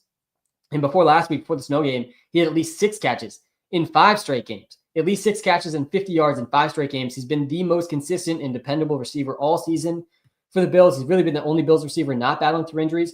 Curtis Samuel, by the way, I was pretty surprised to see his role last week dip as much as it did. Out of the bye week, we saw his role really grow in week 10 and week 11. He was over 60% of snaps in both those games, the first time all season. And then in the snow game, out of the bye, as healthy as he should have ever been, only 38% of the snaps, really didn't touch the ball at all. When he had 7 rushing yards, that was it. Maybe we see that role go back to what it was before the bye, especially if Keon Coleman's out, but impossible to trust. Curtis Samuel, Dawson Knox, he's a noteworthy tight end sleeper just because Kincaid is out, but not a guy I think you want to be starting. He's got 1 game this season with more than 2 catches. That's it. Has not been over 10 fantasy points a single time. So not a guy you're confidently starting. All right, that's the Bill side of this game. Let's go to the Rams because the Rams have 3 guys who just absolutely need to start, and then nobody else is really even worth discussing much. Puka Nacua, Cooper Kupp, both top 6 wide receivers. And I saw some chatter in the Discord this morning, people a little bit nervous about Cooper Kupp. I do not think you should be nervous about Cooper Kupp. He's had 1 bad game in the last 2 months. We've seen 1 bad game in his last 6 games. All the other 5 games, he's had at least 15 fantasy points. Last week was disappointing. 3 catches, 17 yards. That was it. Still a 26% target share, though. Cooper Kupp's target share is 3rd highest in the NFL on a per-game basis. His targets are 2nd highest in the NFL on a per-game basis. And Puka Nacua, he needs to be started. This isn't a great matchup versus the Bills. They've been good versus receivers, but it does not matter for these guys with the volume they're seeing. And then Kyron Williams, he's a must start. We saw Blake Corum start the game last week and get like a full series, and then we never saw him again. We've seen this at times this season. He actually had a season-high, career-high snap percentage, Blake Corum last week, 32%. Hard to expect that to stay super consistent, though, with how it played out. At times this season, we've seen Blake Corum get entire series. They don't take him off the field when he's out there on a series, and he's not seeing the rest of the game.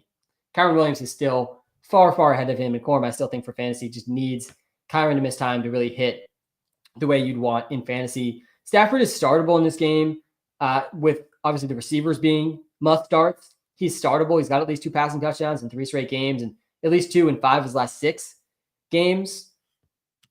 But the Bills have been tough matchup for quarterbacks this season. They've played some bad QBs. You got Flacco on this list, Mason Rudolph, Aaron Rodgers, Mac Jones, and Trevor Lawrence, and an injured Tua. I mean, they've played some bad QBs, but still, we have not seen very big quarterback performances against the Bills. Only one QB all season has gone over 20 points versus the Bills, and that was Lamar Jackson. That was it.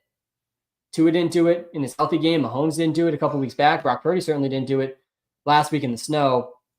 Those are the best QBs really we've seen play versus the Bills. But yeah, Stafford is an okay start. Definitely not a must start, though, in this game. Again, I like the Bills minus 3.5 here. All right, let's get to the last late window game here between the Bears and the 49ers. The Bears, DeAndre Swift was going into this game questionable. He is expected to play. There's no Roschon Johnson in this game. Same thing with DJ Moore. He was questionable. He's expected to play too. All of a sudden, this is one of the most consolidated offenses in the NFL. DJ Moore, Keenan Allen, and Rome Odunze, they're not coming off the field. Cole Kmet, he's not coming off the field either. So there's no rotation happening in this offense at all. And the targets are extremely consolidated around Keenan, DJ, and Odunze. And then Roschon's out now too. And Roschon was splitting time with Swift. I do think Travis Homer will take some of the Roschon role, most likely, just because Swift is questionable. But there's a ceiling case here for Swift where he gets a massive workload in this game if he's healthy enough for it. The injury he was dealing with was a quad injury, which is not great. Definitely some risk of re-injury here that I'm factoring in a bit with the DeAndre Swift start-sit decisions today. But if you just ignored the injury for DeAndre Swift, he projected the top 12 running back this week. We got him at running back 16. Really good spot here versus the 49ers, who ranked third worst versus running backs this season. They have been crushed by injuries on defense. They're allowing the second most rushing touchdowns per game. They're allowing almost 100 rushing yards per game to running backs. That's in the bottom half of the league as well. We just saw James Cook and Ray Davis and Ty Johnson combined for over 30 fantasy points versus the 49ers. We saw Josh Jacobs and the Bills running backs combined for the Packers running backs combined over 30 points. The week before that, Kenneth and Sharp, they went over 15. So in 3 of the last 4 games versus the 49ers, we've seen running backs combined for over 30 fantasy points versus the 49ers. I mean, this is a good matchup here versus the 49ers. The Bears are only 3-point underdogs in this game in San Francisco. This game is also projected to be relatively high scoring. So Swift is definitely a good start. Not a must start with the injury concerns, but he is going to play, and he is a good start. These receivers, too, are pretty good starts also. DJ Moore, Keenan. I still think Odunze is pretty underrated, but man, he has not been producing in the last few games, despite the role being pretty solid. Again, he's not really coming off the field. He's seeing pretty consistent targets. He's got at least 16% of the target share in 6 straight games. He's got at least 6 targets in 6 straight games. And we haven't seen a game over 15.5 points. I mean, the ceiling's just not been there for Odunze. He is firmly behind Keenan and DJ Moore in the wide receiver ranks this week. All right, we're going game by game. We're going to get to, I say, bro, answer these questions. We're going to get to the questions here coming up. We only have 2 more games to talk through, and then we're going to be talking through the free player props, talking through the DraftKings lineup, which I like a lot today. And then we will be grinding through the start sits the rest of the live. All right, Chargers versus Chiefs. This is a fun one tonight. A divisional matchup here between the Chargers and the Chiefs. Chiefs are only 4-point favorites at home in this game. And Ladd McConkey is a game-time decision this week. Ladd McConkey coming off a ridiculous 51% target share last week. 50% target share. He had 70% of the team's air yards. He had basically all of their receiving yards last week. He's questionable with, I think it's a knee. Yeah, shoulder and knee injuries. He's been playing through the shoulder injury. He picked up the knee injury last week, but he played through it last week. I think Ladd McConkey's going to play. But he is a game-time decision, which is really rough for fantasy because this is a game tonight. We're not going to know until 90 minutes before the game tonight if Ladd McConkey's playing or not. I feel pretty confident he's going to play in this game. It feels like the spread is expecting him to play. The Chargers are only +4. Without Ladd McConkey, this offense gets significantly worse. They're already without J.K. Dobbins. Quentin Johnson has had bricks for hand for weeks, arguably years. Josh Palmer has also been, I feel like Quentin Johnson has been overshadowing how disappointing Josh Palmer's been, too. Can we give some hate towards Josh Palmer, who was supposed to be a real number 2 receiver in this offense? Some people thought he was going to be the number 1 receiver for this offense without McConkey in his rookie season, and he's done nothing, man. I mean, he has not produced at all. He's been playing a decent amount. He's been significantly worse than last season We saw multiple spike weeks from Josh Palmer last season. Where have the spike weeks gone for Josh Palmer? We saw 3 games over 14 points for Josh Palmer last season. And this season, he's been over 14 once, and he only had 2 catches in that game. We've seen him over 3 receptions once this whole season. And Gus Edwards is not going to get it done here for the Chargers versus the Chiefs rushing attack. Please do not start Gus Edwards in this matchup, and he's going to go under 50 total yards likely in this game. Kamani Vidal remains an interesting sleeper. But without Ladd, this offense suddenly looks like the Saints a little bit. Will Dissly's a good option this week too, especially if Ladd's not at 100% or he doesn't end up playing. He's not at 100%. It didn't seem to matter much last week for Ladd. I still think he's a must start, and I do trust that he's going to play. But Dissly's coming off a donut versus the Falcons. I think he bounces back, though, here versus the Chiefs. He's been getting targeted really consistently outside of last week, especially if Ladd doesn't play. It's a good spot for him versus the Chiefs. They've struggled versus tight ends. And Justin Herbert still projects well in a game that's projected to be somewhat high scoring. I think you could do much worse than Herbert still, especially assuming Ladd plays. How about the QB ranks here as we talk about Justin Herbert? On to the Chiefs side of this game, and we do have a free player prop from this game, which I'll get to here in just a few minutes. But this isn't a great matchup for the Chiefs offense. The Chargers defense has been doing a little bit worse, though, recently. It seems like offenses are starting to figure out this defense a bit. Both Joe Burrow and Lamar Jackson went over 22 fantasy points. Kirk Cousins struggled last week. He did still have 245 passing yards, though. And Mahomes is starting to heat up a bit. He's been over 16 points now in 6 consecutive games. He had only gone over 16 points twice in his first 6 games. And now he's ripped off 6 consecutive games over 16 fantasy points. Again, not a great matchup here for Mahomes, but he is definitely startable. Still in this game, ranks as QB9 this week. Kelsey's a must start in most spots, despite the tough matchup. He did have a good game last week, 7 catches, 68 yards for 14 points for the Raiders in a really good matchup there. We saw the floor back in week 11, a really tough stretch of matchups here for Kelsey. Doesn't matter too much, though. The only tight ends I'm playing over Kelsey are Bowers, McBride, and Njoku. That's it.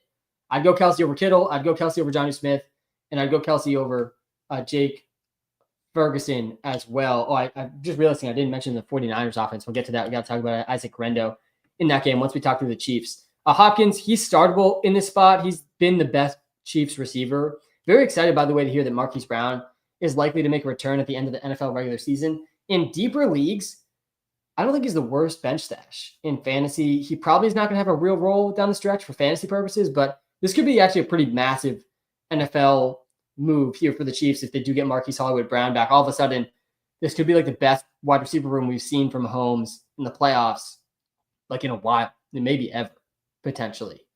Probably not with those Tyreek Hill days, but it's possible if Marquise Brown can play to his full potential. Isaiah Pacheco, his role grew a lot last week. I think that's going to continue to happen. 36%, sorry, it was his first game back. 36% snap share. I think the role is going to continue to grow, though. I think it's probably going to be over 40 to 50% snap share for Pacheco today. I think Kareem Hunt is an absolute must bench. And I don't hate Pacheco this week. Definitely some risk, obviously, because we don't know exactly what this role is going to scale up to. But he finally made some big plays in the backfield. Kareem Hunt is not capable of big plays. We haven't seen any big plays from Kareem Hunt. He's been a short yardage back. He's been dependable blocking in the backfield and a dependable receiving back for most of the season with Pacheco out. But Pacheco offers something that Hunt does not, and that's explosiveness and big playability. We saw it last week on just 1 carry for Isaiah Pacheco, where he got most of his yards. He only had 7 carries, ended with 44 total yards, 6.3 yards per carry. I think that he probably gets more involved as time goes on. Xavier Worthy is what he's been all season. His most exciting game still was week 1, which is not a great sign for him. He has been over 9 points in 3 straight. He does have 4 catches in 3 straight games. A bit of a floor building for Worthy here as they try to get him more involved as they head towards the NFL playoffs. But he's just an upside flex option. Definitely not a must start at this point. Noah Gray continues to outperform expectations too. He's been over 18 points in 2 of his last 3 games. Had 3 straight games with 4 catches. Had 58 yards last week. A bit of a thorn in Travis Kelce's side right now. So that's the Chiefs. Let's just hop to the 49ers quick since I skipped over them. Isaac Rendo is a good start this week. Top 15 running back option. There's no Christian McCaffrey, a brutal injury on primetime in the snow game for McCaffrey, a new injury, not related to the Achilles. Could be, related, possibly caused by compensating for the Achilles injury, but it was not an Achilles injury. It was a knee injury. McCaffrey's probably going to be a steal in fantasy draft next season, most likely, but he's out for the season. Jordan Mason's also out for the season. So it's Isaac Guerendo time. And we've seen Guerendo have a big game in his one game this season where he was the lead back when Jordan Mason got hurt and McCaffrey was still out. That was a good spot versus the Cowboys. He had 19 points in that game, 85 rushing yards and a touchdown, caught 3 passes as well. Guerendo's a really good option this week. He's a borderline must start. I would put him in the must start category, honestly, in almost all leagues. I'm starting Guerendo. Is Malik worth starting if he's on the snap count? Yeah, we'll talk through that here in a second again. Let's get to the start sit segment of the live. George Kittle, he's a must start. Unless you have Bowers, McBride, and Njoku, Kelsey, you're starting George Kittle, who's been the second best tight end in fantasy now after Brock Bowers. He's 16.3 points per game. Really had a bad game last week in the snow. He's had now only really like 2 bad games, though, like this whole season. He didn't play in these 2 games. That was his first bad game. That was the first bad game we've seen from Kittle, and it was a snow game, so it doesn't even really fully count. There wasn't much pass volume to go around in that game, so you got to feel okay with Kittle, I think, this week. And then Jennings and Debo, I mean, these guys are really tough start sits, like incredibly difficult. Debo Samuel has been one of the most difficult start sits all season. I got him in one league. I got both these guys actually in the same league. I'm going Juwan Jennings over Debo in that one. I still think Debo's got a real ceiling. We just haven't really seen it this season. You got to think he gets a little bit more rushing work with both McCaffrey and Mason out in that game versus Dallas. When we saw Isaac Guerendo start last time, he did have 4 carries for 15 rushing yards. We could definitely see that role again this week, but he's really not a must start at this point, Debo Samuel. Let me hop over to the wide receiver ranks here. And again, we're about to grind through the start sits here, hundreds of them on the live. We got one more game to go. I think, by the way, just to wrap up the Chiefs-Chargers thoughts, the Chiefs are going to win, I think, on primetime tonight versus the Chargers with a hobbled McConkey. Just not enough offensive firepower, I don't think, for the Chargers to keep up with the Chiefs in this game. Definitely will be a fun night game. And then the last game of the week, the Bengals versus the Cowboys. This is going to be an incredibly high-scoring game. Feels a lot like the Thursday night game in a lot of ways. The Bengals have just been built for shootouts. I mean, really, this team has just been built for shootouts all season. The offense is not stoppable. Does not matter who they're playing. You're not stopping the Bengals offense. And it's not going to be the Cowboys that stop them here in Week 14. We just saw against the Steelers, a pretty good Steelers defense. Joe Burrow still threw for 309 and 3 TDs and in a loss. I mean, Joe Burrow's got to be setting some type of records for the amount of production he's had, for the amount of losses he's had. Joe Burrow leads the NFL in passing yards. He leads the NFL in passing touchdowns. He's second in fantasy points per game. He's QB2 this week, only behind Josh Allen for fantasy in our rankings. I mean, Joe Burrow's going to smash here versus the Cowboys, who are allowing the most fantasy points per game quarterbacks this season. Jamar Chase, he's wide receiver 1. He's been absolutely on a tear. And T. Higgins is wide receiver 5. We got 2 top 5 wide receivers here and a top 4 running back. Talk about consolidated offenses. I mean, all of the offense is flowing through Jamar Chase. Higgins and Chase Brown. Gesicki will be somewhat involved, and that's pretty much it. This is going to be a fun game, and a lot of fantasy points are going to be scored here. Must start Jamar Chase, obviously. Must start T. Higgins, a little less obvious. Obviously, we're starting with Chase Brown, and Joe Burrow has to be started too. I think the Bengals crush the Cowboys in this game, at least offensively. Onto the Cowboys side of the ball, though, the Bengals defense has been atrocious. This is why they're so built for shootouts. You got to feel somewhat good about CeeDee Lamb. He's already been cleared to play. He's been battling injuries. He sat out, if you remember, the fourth quarter of that Thanksgiving game because he re-aggravated that AC joint shoulder injury he's been battling all season. Only 2 catches, 39 yards for him because of that.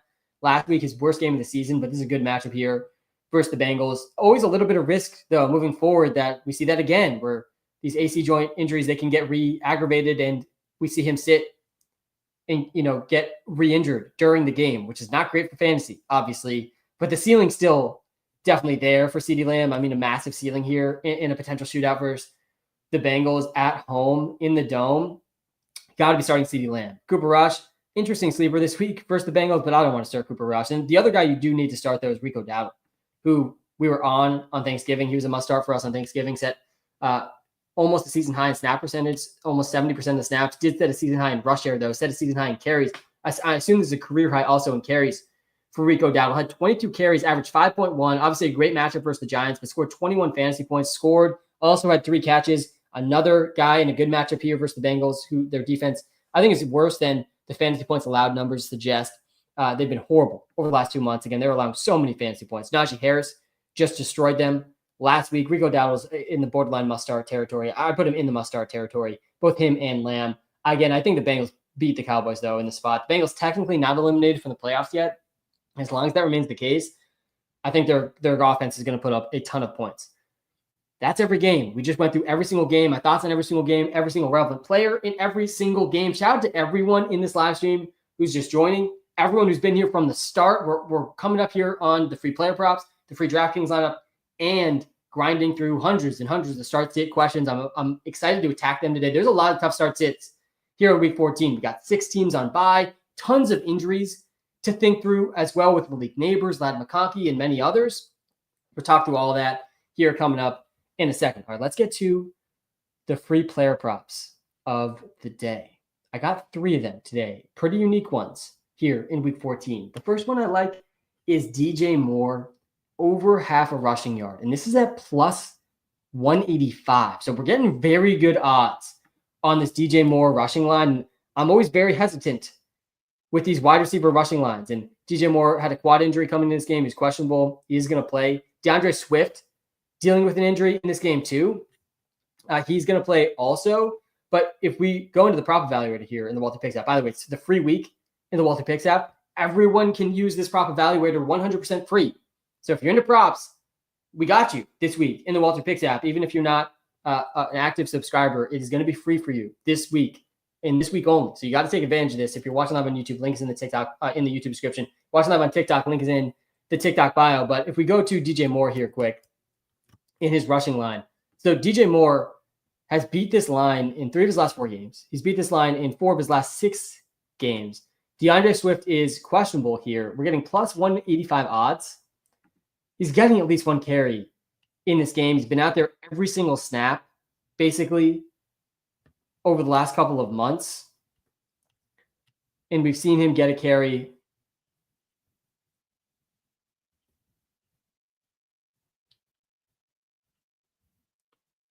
in 3 of his last 4 games. I think he goes over half a rushing yard today. So that's free player prop number 1. Bit of a riskier one, obviously, because we're getting the plus 200 odds, but I think there's a better than plus 200 chance DJ Moore gets a carry in this game. Then the prop I like the most today, that's Justin Jefferson. Over 84.5 receiving yards. Did we talk about the Vikings? Did I skip over the Vikings? For some reason, I feel like I skipped over the Vikings side of that Falcons game. Anyways, Justin Jefferson's due for a massive game here. We haven't seen massive games really from Jefferson over the last month. We saw it sort of start though last week. He had 99 receiving yards. It was like a quiet 99 receiving yards for Justin Jefferson too. A quiet 7 catches for 99 last week. A 30% target share though for the first time since week 8. Matchup here versus the Falcons, which I think is much better than it looks on paper. The Falcons have been pretty good versus wide receivers this season. They did allow 109 to Scantling. Obviously, Ladd McConkey had a huge game last week. Justin Jefferson, I think, goes over 100 yards today in this game. I have a lot of confidence in Sam Darnold in this one. I think this prop line should be in the 90s for Justin Jefferson here versus the Falcons. The projected total in this game is very high. Jefferson's floor to me in this week is around 70 yards. Let me pull up the game logs here again. For Jefferson, who ranks as wide receiver 2 this week, he's been over this line in almost every game this season. If you go back to the beginning part of the season, he's had a rough stretch over the last month, but I have no fear with Justin Jefferson here in this matchup, taking him over 84.5 receiving yards. Then I'm going with the Kareem Hunt under. I do think Pacheco's role is going to continue to grow.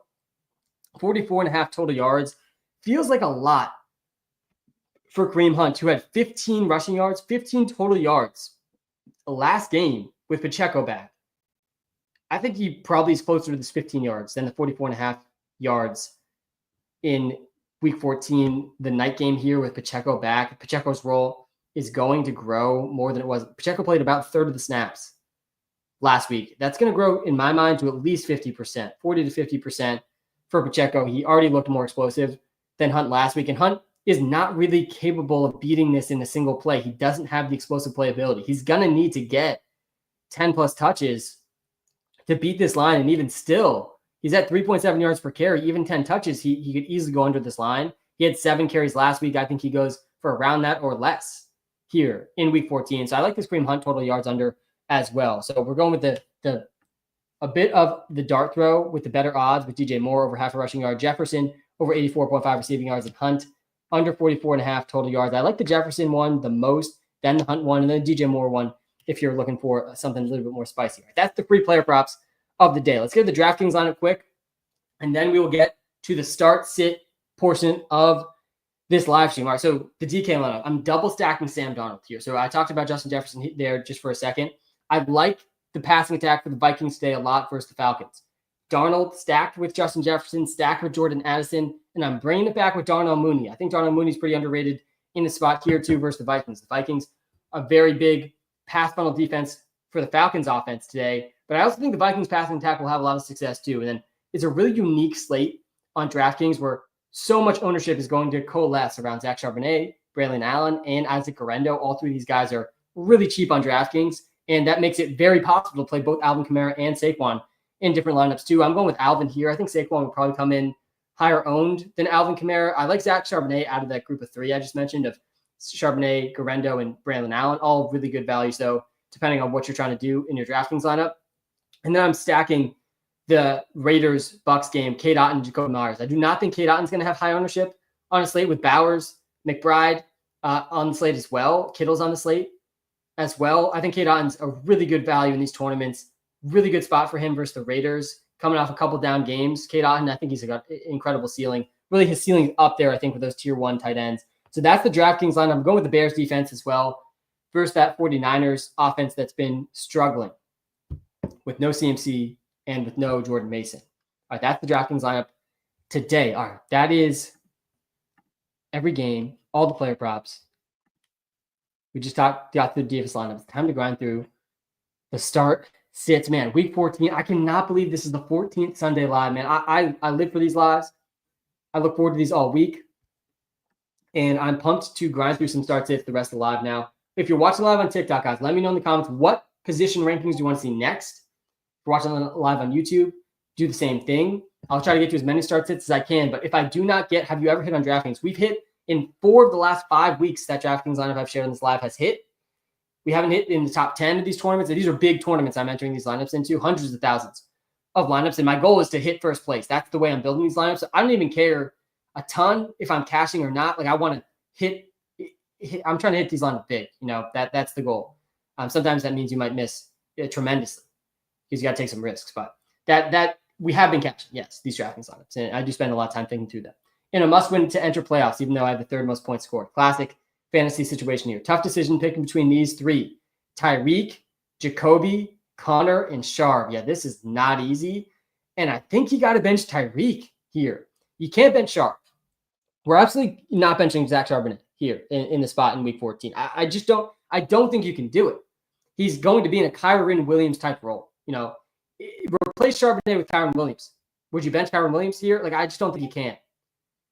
I really don't think you can. And obviously, he's not Kyren Williams, but he's going to be in a similar role to him. James Conner projects really well here, too. So let's compare Conner. Again, if you're watching live on TikTok, guys, we're also live on YouTube. And on the YouTube live, I can share screens. Like, we're on the YouTube live. We're about to see a comparison of Tyreek, Jacoby, and Connor. Whether you're watching on TikTok or YouTube, you know, all the same information, of course. Appreciate you all a ton, no matter where you're watching from. Who am I missing here? Connor, right? No, Tyreek. All right, let's get to this. Yeah, I think it's Jacoby over Tyreek. Yeah, you're benching Tyreek Hill here. Tyreek Hill has a slightly higher ceiling according to this than Jacoby. Jacoby came into this game with a ankle injury. Yeah, I got you with the must starts. Jacoby came into this game with an ankle injury, but I think he's fine. And this is such a good spot for him. I like Tyreek this week too, but I'm not playing him over Jacoby. I'm playing Charbonnet over Dowd. I'm playing Charbonnet over almost everybody. I mean, I'm really not benching him in many spots this week without Kenneth Walker in the lineup. Love the help, man. Need the dub to make the playoffs. Anderson, it is playoff mode. Playoff mode is activated right now. This is it, man. This is it. We've grinded all year to get to the fantasy football playoffs. We have been hyper-focused on the fantasy playoffs since week 1. And this is it, man. We got to make the right start sits here in week 14. All right, Judy, Mooney, Moore, and Braylon Allen. Yes, some really interesting choices here. Judy and Mooney, I like a lot. I mean, Judy's been absolutely balling. DJ Moore has been balling. Then you got Braylon Allen too. And I think I'm going to take this approach with a lot of the Braylon Allen questions today. Braylon Allen is a floor play. Like, there's not many players with a better floor than Braylon Allen. You can say something similar, I think, with Garendo and with Zach Charbonnet. I mean, Charbonnet is an even better floor than both those guys because Charbonnet is not splitting the backfield. Like, there's going to be Isaiah Davis involved for the Jets. There's going to be Patrick Taylor probably involved for the 49ers and Debo to some extent. There's not going to be really anyone else involved for the Seahawks today other than Zach Charbonnet. But let's do some of this comparison here. So we got Braylon Allen, DJ Moore, Judy's at 18 and Mooney's at 17. Man, not easy to bench Judy right now. You're starting 2 here. Yeah, I think I would probably go. I probably wouldn't go with Braylon Allen in this spot. I probably would go with these receivers. And I think it's Judy and DJ Moore over Darnell Mooney. Mooney projects a tiny bit better. The matchup's obviously fantastic here for Mooney, and I do like Mooney a lot. Jerry Judy's prop lines are like 15 yards higher, though, than Mooney, and I think that's reasonable with how well Judy's been playing. I think I'd go Judy and DJ Moore over Darnell Mooney. I don't even think my rankings agree with that. Isaiah Davis or Neighbors, come on. That is a brutal question, and it's got to be Neighbors, I think, in a spot like that. We're going to get to so many Neighbors and Ladd questions. It's going to be tough calls this week with those two guys specifically. I think Neighbors is likely going to play. There's still a chance he gets ruled out, and it seems likely he's not 100% and not going to be his full role, but come on, we're still playing him over Isaiah Davis for sure. Let me hop over to, I'm at the wide receiver ranks here. Yeah, I got Mooney one spot ahead of Judy and DJ Moore one spot ahead of Mooney. Man, I mean, really rough start sit here. Let's switch out. Let's go to Judy, Mooney, and DJ Moore here on the YouTube live. I mean, this is really tough. Let's look at the graph here too. Man, Judy's got the lowest ceiling after he had 280 yards last week. I mean, definitely the toughest matchup of the group. Yeah, I think I would go Judy and DJ Moore personally, but it's a really typical start sit. You can't really go wrong, I think, with any choice there. But I would bench Braylon Allen for all 3 of those receivers. Love the Walter Picks app. Brad, thanks so much, man. Yeah, it's free week. It's free week at Walter Picks. There's no excuse to be making completely uninformed start sits this week. Like, the app is completely free. There's no excuse to be making uninformed prop decisions this week. That all the prop tools are completely free. Same thing with the game betting tools, BetSync. You can sync all your sports books, all your fantasy leagues for 100% free this week in the Walter Picks app. If you guys have been waiting to try it out, this is the week, guys, to try it out. Link is in the TikTok bio, in the YouTube description. It's going to help you with all your start sits, custom to your league scoring settings. All right, Brad, I got you. Start 3, Debo, Thielen, Mooney, Braylon Allen, or Swift. Standard league here. Yeah, in the standard leagues, the decision-making is totally different. This is part of the reason the Walter Picks app is so powerful. And I appreciate the shout-out to the app, by the way, Brad. Best way you could possibly support me is checking out the Walter Picks app, so I do appreciate it. The standard leagues, you got to start with the running backs. Like, you got to go with the running backs. Almost always, I'm going running backs over receivers. Like, there's very few cases, especially in a spot like this, where Allen and Swift should get decent volume. So we're starting Allen and Swift here. And that's between Debo, Thielen, and Mooney. And in a standard league, this one's probably pretty close. Debo's definitely, like, significantly better in the standard leagues. We just were looking at it. He had 4 carries in the last game where Isaac Garendo was starting. We're combining Isaiah Davis and Isaac Garendo here on the Sunday morning live. All right, we got Debo in a non-PPR league. Thielen, I definitely wouldn't go Thielen here. And then Mooney in non-PPR. Yeah, it's still Mooney by a little bit, but it's close. And Debo does have a higher ceiling, a slightly worse floor. Yeah, I think I'd go Mooney. So you're going with the 2 running backs and Mooney here in a standard league. In a non-standard league, it's definitely a little bit tougher of a choice between Mooney. Mooney. It's probably still on the PPR league, probably the same thing. And then Winston or Herbert. Yes, I got the same decision in one of my leagues. In a win and in league for me, I'm deciding between Herbert, Winston. I was considering Geno and Levis too, who are available on the waiver wire. I mean, some tough QB starts. This is a tough call with Justin Herbert this week. Let me hop over to the QB ranks on the TikTok live. If you're watching live on YouTube, I'll pull up the QB ranks here too. Shout out to everybody in this live, guys. Week 14, it's going to be a fantastic Sunday. We got football on our TV screens in literally just a couple of hours. We're over an hour into the live now. It's been a fun live stream so far. I've already talked through every single game. Now we're grinding through start sits. We're going to get to hundreds of start sits, guys, so don't go anywhere. I'm going to get to as many as I possibly can. No one attacks the start sits like me on these live streams. And I won't get to all of them, though. That's just the reality of how many start sit questions are being asked. That's part of the reason I've helped build the Walter Picks app over the last 4 years, which can answer infinite start state questions for you as well. If you're watching live on YouTube, you're seeing the app right now, and it's a free week at Walter Picks. So no reason to not try out the premium features too. All right. So Herbert last week, big disappointment. I mean, I started him in the same league that I'm battling for a playoff spot in last week. 8 fantasy points last week versus the Falcons. Again, I like Darnold and the Vikings passing attack versus the Falcons this week as well, but it was all Ladd McConkey and nothing else. Ladd is a game time decision this week, which is definitely a risk here for Herbert. I mean, he could have one of the worst receiver rooms in the NFL, not behind the Saints, obviously, who Scantling is their number one receiver, not behind the Giants, probably still too, if Malik Neighbors doesn't play or not a full role, but nonetheless, I digress. Herbert should be in a good spot in this game versus the Chiefs. The Chiefs secondary has not been that good lately. I mean, we've seen good game. Aiden O'Connell just threw for 340 yards versus this Chiefs defense. Now they get Herbert. Again, that was the most yards we've seen from any QB. Bryce Young, he had 16 points. Josh Allen had 25. Bo Nix had 16. I mean, we have not seen a QB go under 15 fantasy points since week 5 versus the Chiefs. So you got to think Justin Herbert's got a 15-point floor. Just looking at the matchup tab here in the Walter Picks app, like Gardner Minshew went for 15. Aiden O'Connell went for 19. Bryce Young went for 16. I mean, come on. We got to have a good floor here for Herbert.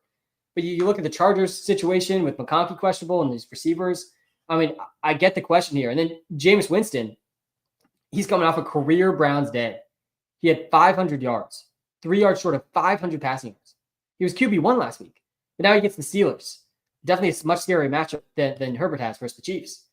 Burrow went for only 20 points last week versus the Steelers as the best game we've seen versus the Steelers all season. Actually, the only game where we've seen the Steelers allow 20 or more fantasy points to a quarterback. Lamar didn't hit 20 points. Jaden Daniels didn't hit 20 points.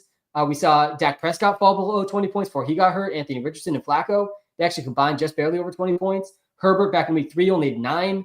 Bo Nix and Kirk Cousins in the first couple of games, they didn't even come close to 20 points. Like, this is not a good matchup for Winston. Part of the reason I think Mooney and Judy starts it's pretty close. And you got Will Levis. I just threw him in because he's available in a bunch of leagues. I like Levis a lot today versus the Jags, but the pass volume is probably not going to be quite as substantial. The matchup's obviously great. A very long way of saying I've thought through this one a lot, and I'm still struggling through it. You know, some of these start sits are tough, but yeah, I'm going Herbert, man. I'm going Herbert over Winston. I'm going Herbert over Jameis Winston. I'm going him over Mahomes. I'm playing him over Caleb Williams, over Levis, over Tua, over Russell Wilson, over Kirk Cousins. I'm playing him over Geno Smith. I'm riding with Herbert, man. Just looking at that matchup tab versus the Chiefs, he's got to get at least 15 points today. If Bryce Young can do it, so can Justin Herbert, man. So can Herbert. And I still think that the Chargers will skew a little bit more pass heavy with Dobbins out. Allen or Burrow? Yeah, we're not benching him. We are absolutely not benching him. Let's go to the running back tab here on the TikTok live. Seeing some people question that. We got a question here from Maddie. Then I'll get to this question in the YouTube live too that I just pulled up. Do I start Calvin Ridley over Ladd with his injury in half PPR? It's a must-win week for me. Yeah, so we got to talk about Ladd McConkey. Let's pull up Ladd McConkey here for a second again, because Ladd McConkey is probably the toughest start sit of the week. You know, we got Keon Coleman question on the late window too, but you know, he's a much different situation than Ladd. Who, you know, if we knew Ladd was starting and wasn't injured, he'd be an absolute must start. I mean, there would be so very few receivers were starting over Ladd without the injury risk. He's coming off his career best game, at least in terms of total receptions. 9 catches, 117, at least in terms of the role he had. He only played 63% of snaps, and we probably see, assuming he plays in again, I do think Ladd is going to play. That's my hunch. If I put a percentage on it, probably like 70-30 that he plays. So there's a significant chance he doesn't play. You got to be aware of the chance he doesn't play. But I think he plays, and he plays a similar role to what he played last week, where he played 63% of snaps, but he had 50% of the target. Ladd McConkey is a baller, guys. Like, this is a legit stud wide receiver already. All that to say, man, I'm okay going Ridley over McConkey. Like, I think if it's close, let me switch to the wide receiver tiers here. I play Swift over Westbrook and Keenan. I've seen that one. I think if it's close, so we got Ladd in tier 3, projected 14.7 points.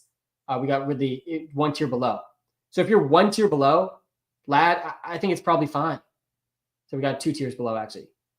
But their projection is what? 2.6 points different. And I do really like Ridley versus the Jags. I actually think we're under projecting Ridley here in this spot versus the Jaguars. The air yards have been incredible for Ridley. I mean, he's arguably has one of the most valuable wide receiver roles in the entire NFL. I mean, his ceiling is high. Revenge game for Ridley. Amazing matchup for Ridley. The volume is there. He's fully healthy too. Like, I'm okay going Ridley, man. I'm fine going Ridley over McConkey. I don't think you're crazy if you don't want to risk it. You don't have the risk tolerance for a game time decision. Ladd McConkey on primetime tonight, and maybe he's in a more limited role. It's okay to go Ridley. It's fine to go guys with like Keenan Allen, Hopkins. Hopkins is a pretty good backup option, I guess, if you have Ladd too, because he's in the same game as well. All right, let's get to the start in the YouTube live here. Big question. 2 wide receivers, 1 flex. Hill, Jennings, Marvin Harrison Jr., Pickens, Shakir, Danu, Pollard, Braylon Allen, Dowdle, and Garendo. You got 2 wide receivers and 1 flex. All right, let's focus on the receivers here. It's Hill, Pickens, and Shakir. You're not starting Jennings or Marvin Harrison Jr. here. Let's switch. I got the wide receiver tiers up. So I'm definitely going Tyreek Hill, Pickens, and Shakir easily, honestly, over Jennings and Marvin Harrison Jr. So you're benching Jennings and Marvin Harrison Jr. here. You got to start 2 of those wide receivers, though. So let's do that comparison quick on the YouTube live again. If you guys are watching live on TikTok, we're also live on YouTube. Better viewing experience on YouTube. Link is right in the TikTok bio. I'm sharing screen on the YouTube live. I can't do that on the TikTok live. And we're about to be looking at a comparison here. Oh, you didn't say the scoring sense, so I'm going to assume it's PPR. We're about to compare Tyreek Hill, George Pickens, and Shakir. And I think you're going to want to bench Tyreek Hill here. Again, I like Tyreek this week. And Pickens is questionable too, but I think he's going to play. If there's going to be a surprise inactive, though, it's probably going to be Pickens, in my opinion, because it was a quad injury, a late week quad injury for Pickens. Sounds like George Pickens is good to go, though, based on what Ian Rappaport literally just tweeted a minute ago.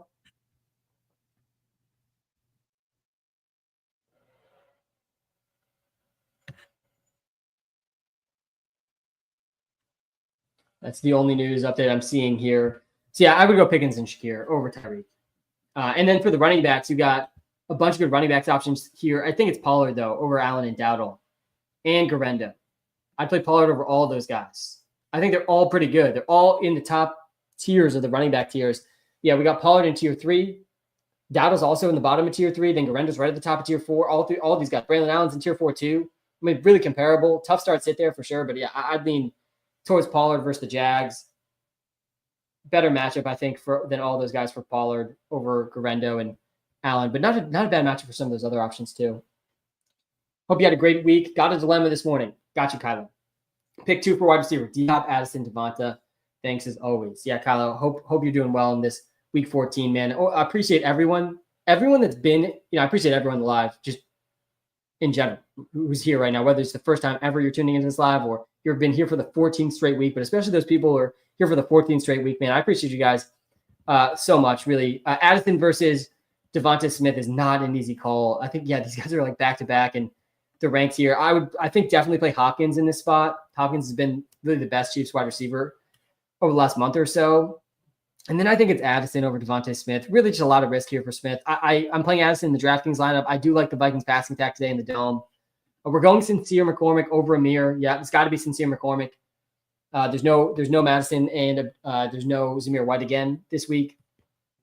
And Sincere McCormick, I think, is pretty easily going to out-touch Amir Abdullah. Braylon Allen, Pacheco, Elijah Moore, Malik Neighbors, pick 2. Oh, man, the Malik Neighbors stuff is going to be so tough. I think you kind of have to go Neighbors in a spot like this. I don't really want to start Pacheco. I feel like his role is going to grow. He's startable in some spots. I definitely would go Braylon Allen over him. Man, Pacheco projects better than Braylon Allen. I don't think I agree with that. I would go, I think, Neighbors over Elijah Moore, too. I think you go Braylon Allen over Pacheco.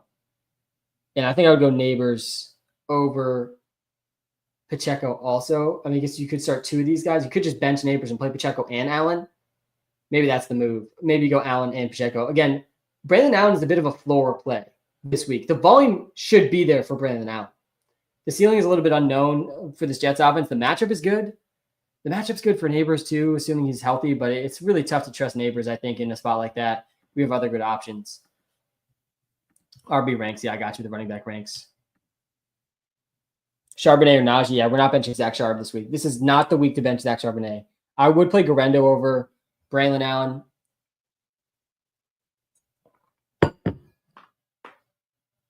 Judy or Wilson. Oh, God. I think I would go Judy.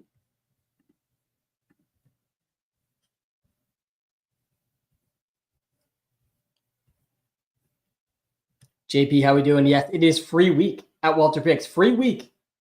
The app is 100% free.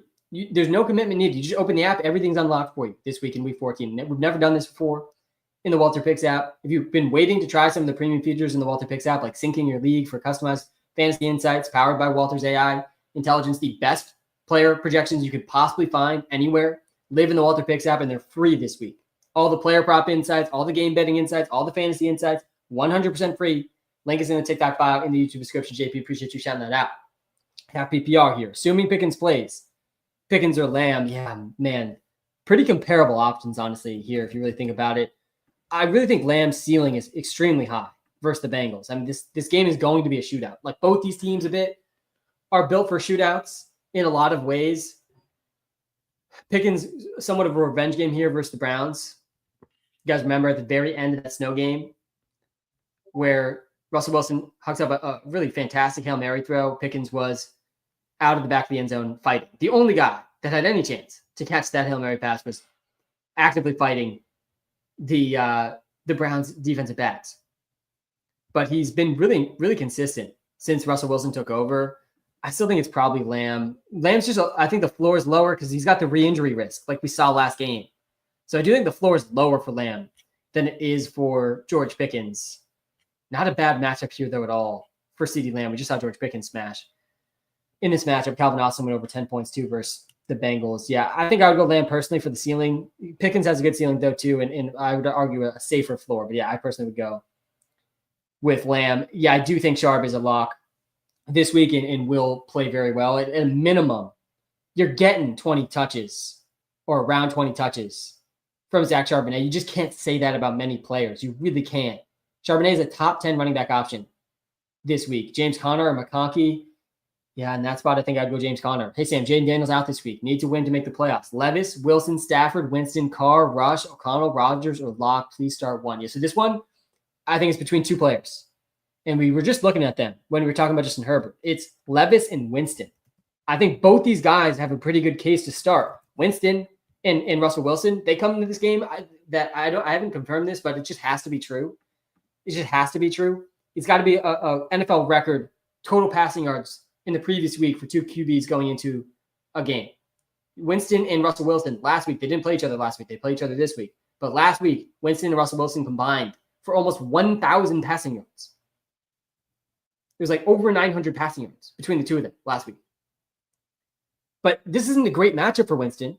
And we were just looking at the matchup tab for Winston, and that's how we landed on starting Justin Herbert over Winston. Let's go to the QB tiers here. Some really, really tight QB tiers here this week. So in tier 1, Josh Allen, Joe Burrow, Jalen Hurts. I think these are, we don't need to even talk about them too much. If you guys are tuned in this live stream, then you're in the top 10th percentile of fantasy intelligence already because you found this live stream. You know why you're starting these three guys. In tier 2, I got Darnold, Baker, Kyler, and Herbert. And then tier 3, Winston, Mahomes. I would argue Caleb Williams, Stafford, Tua, Levis. Let's actually throw Stafford in here too because you mentioned Stafford's available. So let's go to Stafford. And again, there's some tough QB start sits this week as we go through the matchup tabs. So Winston, again, if you want to see detailed matchup analysis, go to the Walter Picks app.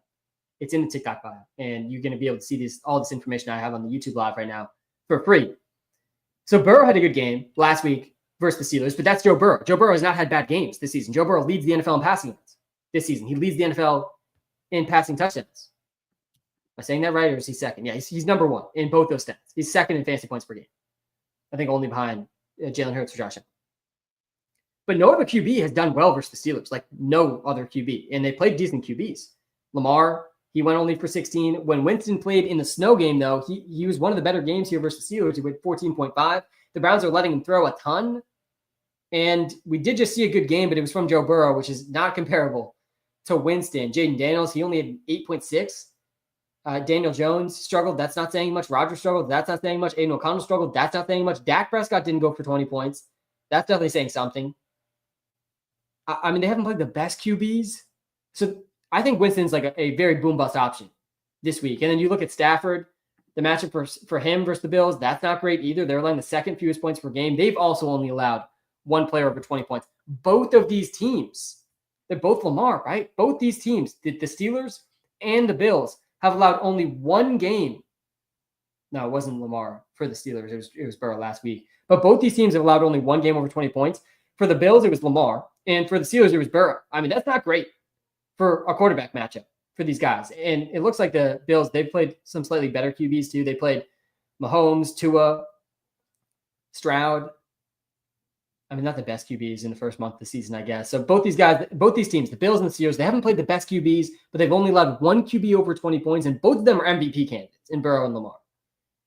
Yeah, if the Bengals make the playoffs, Burrow could win MVP. A very big dark horse, I would say. And Burrow's having an incredible season. He leads the NFL in passing yards and passing touchdowns. And then we got Levis here, who I think it needs strongly to be considered in a start sit like this. We're going to go to the wide receiver tiers next and then running backs. But I'm just talking through one of these QB start sits because I think these are really close ones. And the matchup is, not comparable here for Levis. So those two are two of the tougher matchups, the Steelers and the Bills. Now, Levis gets the Jags. The Jags are allowing 22 fantasy points per game. That's second most in the NFL. We've seen a plethora of 20-plus point games. We saw Goff do it, Hurts do it, Drake May did it, Caleb Williams did it, Joe Flacco did it, CJ Stroud did it, Josh Allen did it. And even these guys not going over 20 points, I mean, a lot of them are going over 15. Stroud had 14.4 last week, a bit of a disappointing game versus the Jags, but still 14.4 wouldn't be a bad outcome here, and this starts it. I mean, all this makes me kind of want to go Levis. Even though Stafford and Winston are better than Levis, they've been better than him this season. The matchups here are comparable, and like the floor doesn't feel bad for Levis in the spot. He's been over 16 points in 4 straight games. So to me, like the floor for Levis is 16. The ceiling is definitely 20 plus here versus the Jags. Revenge game for Ridley. So yeah, I think it's Levis, man. I think I'd go Levis over Winston. I think I'd go Levis over Matt Stafford. And honestly, Levis versus Herbert, it's a really tough call for me. I'm going Herbert in that spot. Looking at the matchup tab for the Chiefs and just trusting Herbert a little bit more than Levis just in general, but some tough QB start this for sure. I think that was a good way to talk through it. Otten or Jonnu Smith, I already have Achane in. Yeah, so let's switch back to the running back ranks. I saw some people asking for that. Then we'll go to the receivers next. But yeah, I do like Otten a lot this week. I would play him over most tight ends. I don't think Jonnu Smith's one of them. Jonnu Smith has been so good, man, and I just can't wrap my head around Jonnu Smith being this good. Like I'm still struggling. And like the data is right here. He's been over 20 points in 3 straight games. I mean, he is averaging 54 yards per game. That's the 4th most among all tight ends. And over the last month, he's got to be in the top 2 or 3 in terms of receptions and yards. I mean, 3 straight games, we've seen Jonnu Smith with at least 6 catches and at least 87 receiving yards. Insane consistency in production we're seeing here from Jonnu. I mean, he's out-targeting. He's consistently out-targeting Tyreek Hill and Jalen Waddle. I just can't wrap my head around it, man. It's crazy. And I like Cade Otton a lot today. I really do. I think his ceiling's really high, but with what we've seen from Jonnu Smith recently, you really can't bench him, I don't think. I mean, the matchup's so good for Otton. There's maybe a way to rationalize it, but even Otton, who I think has a really high ceiling, it's not as high as Jonnu Smith's ceiling. So yeah, I'd go Jonnu Smith. The tight ends I'm playing over Cade Otton, it's really not a long list. It's Bowers, McBride, and Njoku, Kelsey, Kittle, Jonnu. I personally would go Otton over Hawkinson. And I think there's like a decent argument for Otton over Jonnu, but I don't think I would do it. Do I start Sincere McCormick? Yeah, I don't hate him. He's startable. Sincere McCormick is startable today for sure. He had a really, honestly impressive game last week. He had 5.3 yards per carry versus the Chiefs. That's got to be near the top of the season for what we've seen versus the Chiefs. And some of these guys are really low volume guys. So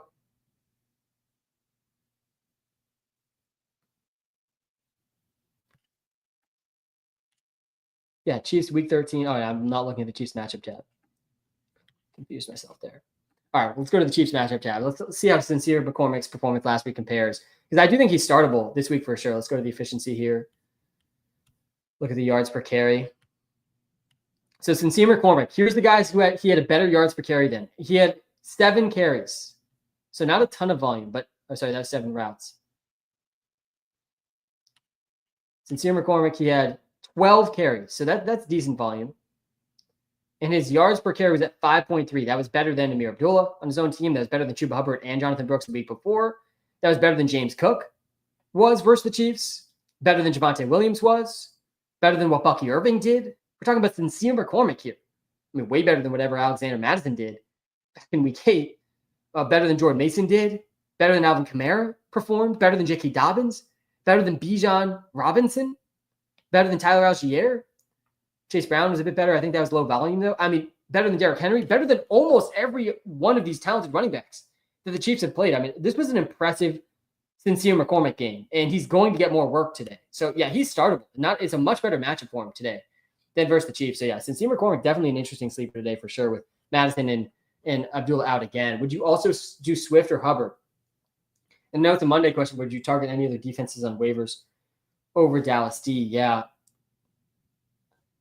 I do like the Dallas defense. So what I've done in a bunch of my leagues, and I've had this has been the case for a while for me, a couple weeks now. I just have all the defenses that the Giants are playing. I just picked up all of them. So I got the Ravens, the Falcons, and the Colts. I have several teams in my high stakes leagues where I have the Ravens, Falcons, and Colts defenses because I'm already in the playoffs. So yeah, I'll just take the defense playing the Giants every week, please. Sign me up for that. Sounds great. Like Neighbors is hurt. I mean, Drew Lock is starting. The team is very much incentivized to lose. This is definitely an offensive attack. That's what I've been doing. I think all three of those defenses, it was the Ravens, Falcons, and Colts that get the Giants in the fantasy playoffs. Sam the man, tough choice today. Joey, how we doing? There's a lot of tough choices today, Joey. A lot of like risk tolerance type of decisions today too. And Neighbors is definitely on that list. McConkey is definitely on that list. I think Braylon Allen too, in a different ways, sort of on that list of what's your risk tolerance? How much floor are you going for versus ceiling? Braylon Allen certainly a floor option. In McConkey, Neighbors, definitely you're shooting for a ceiling with a bit of a risky floor. So Mooney versus Neighbors, I'm going Mooney.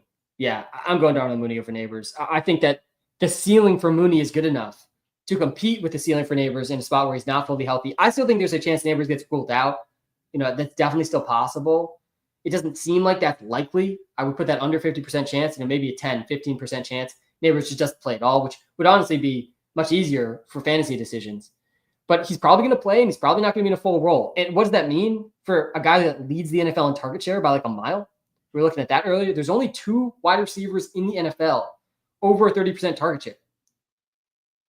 It's Neighbors, and was it Cooper Kupp, I think, was the only other guy? Sorry, A.J. Brown. Cooper Kupp was close. I mean, Neighbors is going to lead the NFL in target share this season. Like, even if he gets just a few targets today, he's still going to easily lead the NFL in target share. He leads the NFL in targets per game, too. So today, we have him projected for a 28% target share in the multi-breaks app, which projects him worse than Darnell Mooney. And that might be an optimistic projection, 28%, if he really is in a limited role and not fully healthy in a game the Giants are fully incentivized to lose. So yeah, I'd go Mooney. I like Mooney a lot today. Really, really good matchup here for Darnell Mooney. Garendo, Adams, or Bucky pick 2. Yeah, Wilson. Good question here. This is the first question all day we've seen with Bucky Irving, and there's a reason for that. Because you really can't bench Bucky Irving right now. I mean, he is as hot as it gets right now amongst the running backs. And, there's some running backs I would start over him, the top 5. He's number 6. He's firmly in the middle of tier 2. Like, I would start Bucky Irving over Zach Charbonnet. He's the last guy I would start over Charbonnet. I would start Saquon in Kamara, and Achane, and Chase Brown, and Bijan. That's it. I mean, that's the tier 1 of tier 1s right there. Bucky Irving has been better than all of those guys over the last 2 weeks. He's been a top 3 running back in back-to-back games, and he's questionable coming into this game, but he's been playing through this injury pretty much the last 2 weeks, too. It's a slightly worse matchup than he's had the last 2 games. Maybe we don't see the top 3 running back performance again, but he's got a really, really good ceiling, a solid floor. I'm definitely starting him over Garendo. Like, really not that close. Then Garendo and Adams, though, that's pretty close. And Isaac Garendo is a good option today. We haven't talked a ton about him, but we've seen one game where Garendo was the lead back, and it went pretty well. I mean, it was against the Cowboys, so maybe it's a little misleading, but this isn't a bad matchup versus the Bears. He had 85 rushing yards, 3 catches, scored a touchdown, was a top 10 running back, and 19 fantasy points. So yeah, I'm starting him over Adams. Definitely a better floor and arguably a comparable ceiling to Adams. Purdy or Levis, I'm going Levis there. Tight end rankings, yeah, let's opt for the tight end rankings. Puka or Judy, we're not benching Puka. Do not bench Puka. Charbonnet or James Conner, got to be Sharp. Aaron Jones, JSN, DK, Ladd, start 2. Yeah, so in a spot like this, too, like, don't play Ladd. I don't hate going DK and JSN together either. I think that's actually a pretty good floor ceiling combo. Together, they're probably getting over 40% of the team's targets, like almost definitely, especially with Kenneth Walker out. Let's hop over to the tight end ranks. Saw someone ask for that. I think tight end decisions relatively straightforward this week. Start Adams or Shakir. Yeah, I'd go Shakir over Adams. I like Shakir a lot today with all the injuries for the Bills. Good morning, Weatherman Sam. Big question today. Got you. Not too much weather, by the way, here in week 14. A little bit of wind I reported on in that Steelers-Browns game and in the Giants-Saints game too, but nothing concerning. There might be a little rain in the Titans-Jags game, but also not really concerning at all, and there might be none. All right, super flex spot here. Oh, man. Yeah, I very rarely am starting guys over QBs. I mean, Carr gets the Giants. It's really not a bad matchup for him. I think you got to go Carr. I think you got to go Carr in the super flex slot here over Njoku and Ridley and Braylon Allen and Brian Thomas Jr. Garendo, Aaron Jones, or Tracy. That's a good one from the TikTok Live. Let's hop to that. Garendo, Aaron Jones. I think I would go Aaron Jones over both these guys. I would go Garendo over Tracy, but it's close. And this was a one that we saw in the Discord. I saw in the Discord yesterday too. Guys, if you're just joining the YouTube Live, guys, smash the like button. Hit the subscribe button. It is free week at Walter Picks. We've never done this before. We may never do it again. So you got to capitalize on this. If you've never tried the Walter Picks app, everything in the app is free right now. All the premium prop insights, League Sync, you can sync your leagues for custom insights. Book Sync, you can test our bet tracker across all the different books. So you got to check it out. Use code SAM if you never signed up before. But yeah, I'm going Aaron Jones over both these guys. I think Aaron Jones is a bit underrated heading into this spot. He's coming off a somewhat disappointing game. He had only 9.8 points last week, but he had 20 the week before that, and he still played. It was a 53% of the snaps, only a 33% rush share, but it was a low volume rushing game. We got that projected at 50% here, which might be an under projection. He was at 82% rush share the week before that, 22 carries. I think his role goes back to close to what it was in week 12 here in week 14. So I'm okay going Aaron Jones here. Then I'd go Garendo, though, pretty easily over Tracy, somewhat close. Risk the Ladd injury versus Marvin Harrison Jr. Yeah, so the Ladd McConkey starts it. I think him and Neighbors, the two toughest start sits of the week are Ladd McConkey and Malik Neighbors. And I think if you have good options, it's really not that unreasonable to just go with good options that are fully healthy. Marvin Harrison Jr., that's a close one. It's really close. If Ladd McConkey projects well ahead of him, obviously. If Ladd McConkey was fully healthy, it would not be a close start sit. Marvin Harrison Jr. was more involved last week. He's got a higher boom probability in the Walter Picks app than McConkey, but a much worse projection, a better matchup than Ladd. Man, I'm okay going Marv. It really depends on your risk tolerance. I do think Ladd McConkey will play. I do. He's definitely got a pretty significant pre-injury risk. He's probably going to be close to that snap percentage he was at last week too. So last week he was only at 63% of snaps. It didn't matter though. He had 50% of the targets. Man, yeah, and like I'm someone that typically shoots for the ceiling. Like I'm willing to take risks. Like it's part of the reason I started Walter Picks. I risked basically every dollar in my bank account. I started Walter Picks. I went for it, and because I knew the upside was high, and I'm still going for it because I know the upside is high. And I do the same thing in a lot of start sit decisions where I will risk it. Like Ladd McConkey versus Marv. Ladd is a much riskier option than Marvin Harrison Jr., but the ceiling is higher for Ladd. He had a 50% target share last week, man. I mean, it's close. It depends on the situation you're in and what your risk tolerance is. It's not crazy to choose like tier 4, tier 5 options over the tier 2/tier 3 Ladd McConkey. Marvin Harrison Jr. is probably right around the cutoff for me, though. Like Jordan Addison, Marvin Harrison Jr., I think is reasonable to start over Ladd if you don't want to risk it. Brian Thomas Jr. is reasonable. Juwan Jennings, Calvin Ridley, Keenan Allen, DeAndre Hopkins, Tyreek Hill, Garrett Wilson, Javonte Adams, Jerry Jeudy, Darnell Mooney, DJ Moore, JSN. All of these guys project worse than Ladd McConkey right now and are reasonable to start over him if you want to play it safe. And all of these guys have somewhat of a ceiling too in their own right. Not quite as high as Ladd if he plays and is playing as much as he played last week. But yeah, that's how I would play it. I'm okay starting those guys over Ladd. And similar thing with Neighbors too. I think Neighbors a little bit less risky than Ladd, but a similar thing, really. DJ Moore, Pickens, Jeudy, bench 1. Oh, man, yeah, the Jeudy start sits are tough. There's not been a better receiver over the last 3 weeks than Jerry Jeudy. Really, there hasn't, which is crazy to say. I mean, think about that. I mean, maybe Jamar Chase, he's been playing well, but like Judy's like right in that conversation. That's how well he's been playing, but it's a tough matchup for Jeudy. He played well versus the Chiefs in the snow game. He's been balling. I mean, we just saw him in a tough matchup versus the Broncos. Did not matter. I know they were missing one of their corners, but yeah, I think I would bench Jeudy, though. And DJ Moore is actually one of the free player props. Let's just hop back to the free player props quick. I actually think, not that this free player prop matters much for fantasy for DJ Moore, but I like DJ Moore over half a rushing yard today. This one identified from the Walter Picks app which, by the way, it's a free week in the Walter Picks app. If you're watching live on TikTok, come to the YouTube live. I'm sharing the screen of some of the stuff I'm talking through right now. But DJ Moore, he's had more than half a rushing yard in 3 of his last 4 games, and they're giving us plus 200 odds on this. I mean, the odds, I don't think match the realistic chance of this happening here with DeAndre Swift banged up. DJ Moore's also banged up, but he's going to play. He has not been coming off the field. He's close to 100% snap share over the last 2 months. I like Justin Jefferson's over yards today too. I think he's due for a massive game. We've not seen like a big Justin Jefferson game in over a month. He did go for a quiet 99 receiving yards though last week. And we just saw Ladd McConkey smash this line versus the Falcons. And then Kareem Hunt, under 44.5 total yards. The more I've thought about it and talked through some of these starts and talked about the Chiefs running back situation, this actually might be my favorite free player prop of the week over this Jefferson one, which earlier I said was my favorite. I mean, Kareem Hunt, what's his ceiling of yards? I mean, it's in the 50s probably. I mean, this prop line's set close to his ceiling. With Pacheco's role growing, he had under 20 total yards last week in a much easier matchup than he has tonight. So, yeah, I like this Kareem Hunt under too.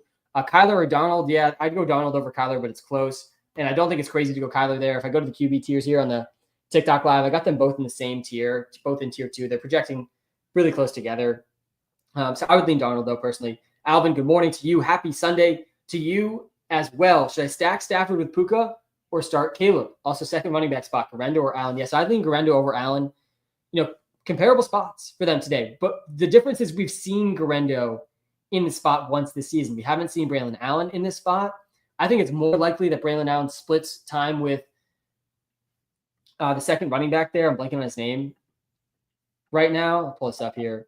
And I think even just like, let me just sometimes too, in close start sits, I'll go to the player prop evaluator here in the Walter Picks app, which, by the way, again, is 100% free for everybody in the Walter Picks app today. If you never have gotten a chance to try it out, definitely recommend. But you look at Braylon Allen's total yards line. Braylon Allen's total yards line today, 74.5 total yards. It's pretty high. It's not as high as Garendo, though. Garendo's total yards is at 91.5. Patrick Taylor versus is Isaiah Davis. That's the name I was blanking on. So, yeah, and I think I would go Stafford, stacking Puka here as well. And then flex Neighbors, Ladd, or Braylon, pick one. Yeah, so like in a spot like this is a really, really interesting one. Let's go back to start sit tool here in the Walter Picks app on the YouTube Live. But yeah, it's a really close one too. Neighbors versus Ladd versus Braylon Allen. And this is like the quintessential floor ceiling decision here. Where like it's really between Braylon Allen and McConkey, I think. I would play McConkey over Neighbors. I would go Braylon Allen, I think, though. Like, I think the floor is just so much safer for Braylon Allen in this spot from these two guys battling injuries, these two rookie receivers battling injuries. Longtime Walter Picks app user here. Good pre-noon, Sam. Good pre-noon to you as well. Shout out to you for using the Walter Picks app. Guys, if you have not tried out the Walter Picks app yet, there's never been a better time to try it out. The whole app is unlocked in week 14 here. The fantasy playoffs are fast approaching. Yeah, they are. We're in playoff mode, man. They're here.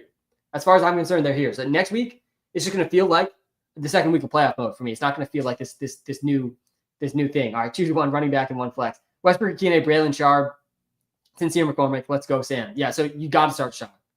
I really don't know how you bench Zach Charbonnet this week. I mean, there's a lot of difficult starts this week where like there's some really close calls. Guys like Braylon Allen, Garendo, Tracy, Swift, like even Najee Harris I'd throw in there, Pacheco. Like all these guys are so close together. Even some of the wide receiver decisions. But like the Charbonnet decision, I think is pretty straightforward. Like you just have to start a guy in a role that he's going to be in.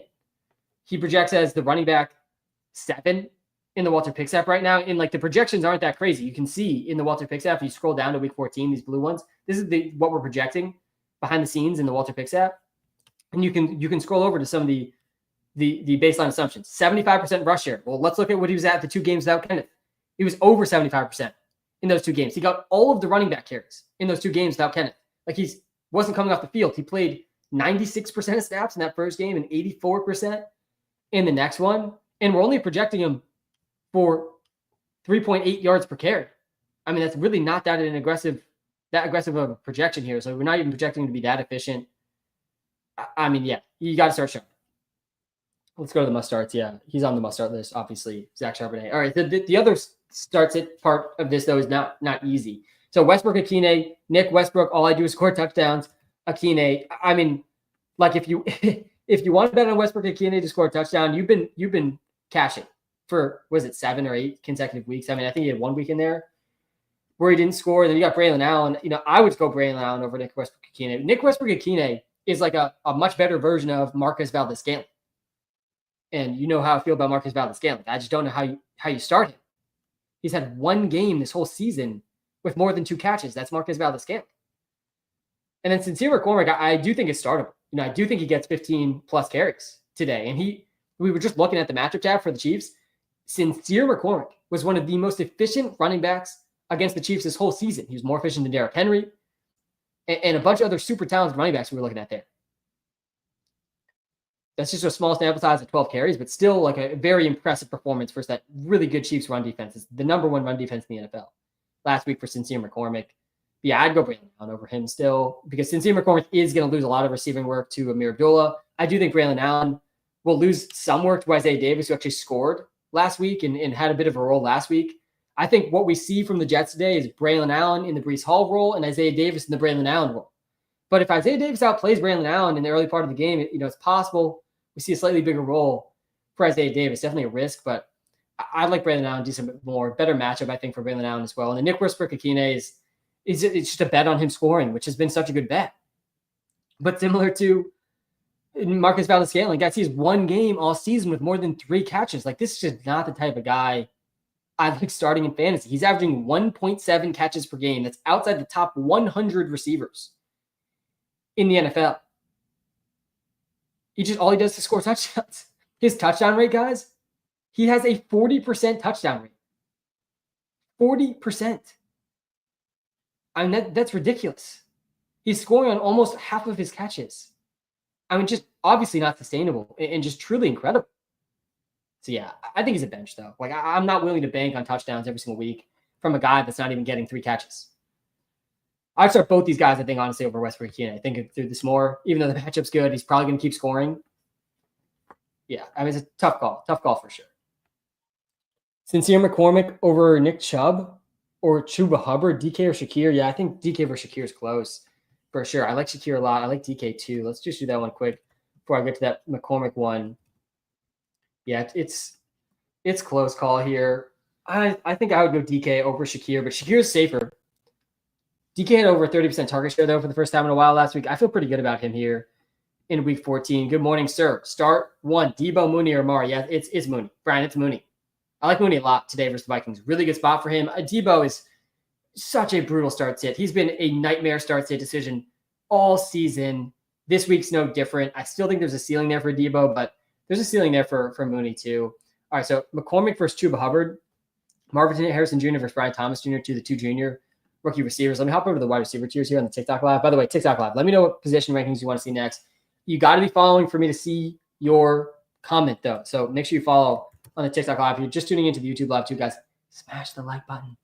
Hit the subscribe button. We're here in week 14, 14 straight Sunday morning live streams, man. We are having such a fun season. It's been an incredible season, seriously, and today's going to be no different. We got some great football on our TV screens coming up in just a couple of hours now. What is it, an hour and a half, less than a couple of hours. All right, let's do this one quick. I think these guys are really close, and Brian Thomas Jr. with Mac Jones starting versus Marvin Harrison Jr. with Kyler Murray starting. If you think about it through that lens, easy choice. Very easy choice. But Brian Thomas Jr. has just been straight up better this year. We just scroll down here. I mean, he's been averaging more fantasy points per game. He's been averaging more yards per game. He has less touchdowns per game, but other than that, I mean, he still has scored way more fantasy points. And Brian Thomas Jr., he cashed his player prop. We had both these player props actually last week. Both of them cashed for us on the Sunday morning live. I'll get back to the free props again later on in the live because there's 3 I like a lot today too. But I think it's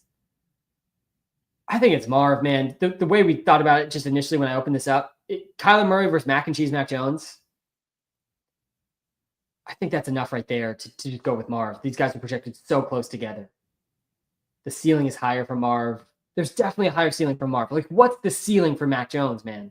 And he actually had a good game last week, 20 fantasy points, but I got no faith in Mac Jones. Sam, let's go. Walter's put me in a win and in position. Matt, let's go, man. Need to start, sit, helpful PPR, Neighbors, Keenan, and Marv. Yeah, not an easy start sit here. Neighbors in McConkey are really tough.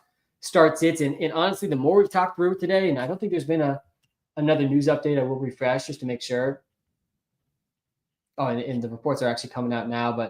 And I think Neighbors is a 1 o'clock, right? Or are they the late? Yeah, they're 1 o'clock. So we're going to know for sure. I still think there's like a chance. And we're about to find out, I think.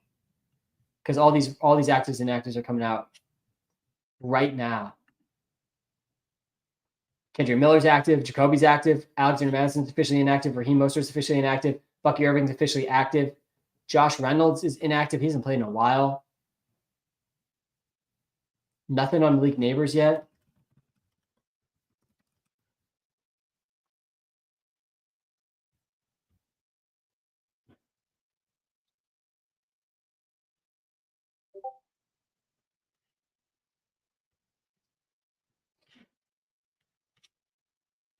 Yeah, no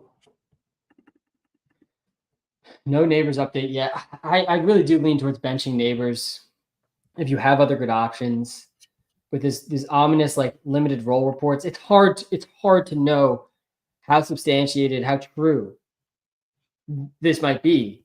But if you have other good options, like these guys aren't risky in the same way that Neighbors is, and they project like not that different. So right now in the Walter Picks app, we're projecting for a 28% target share.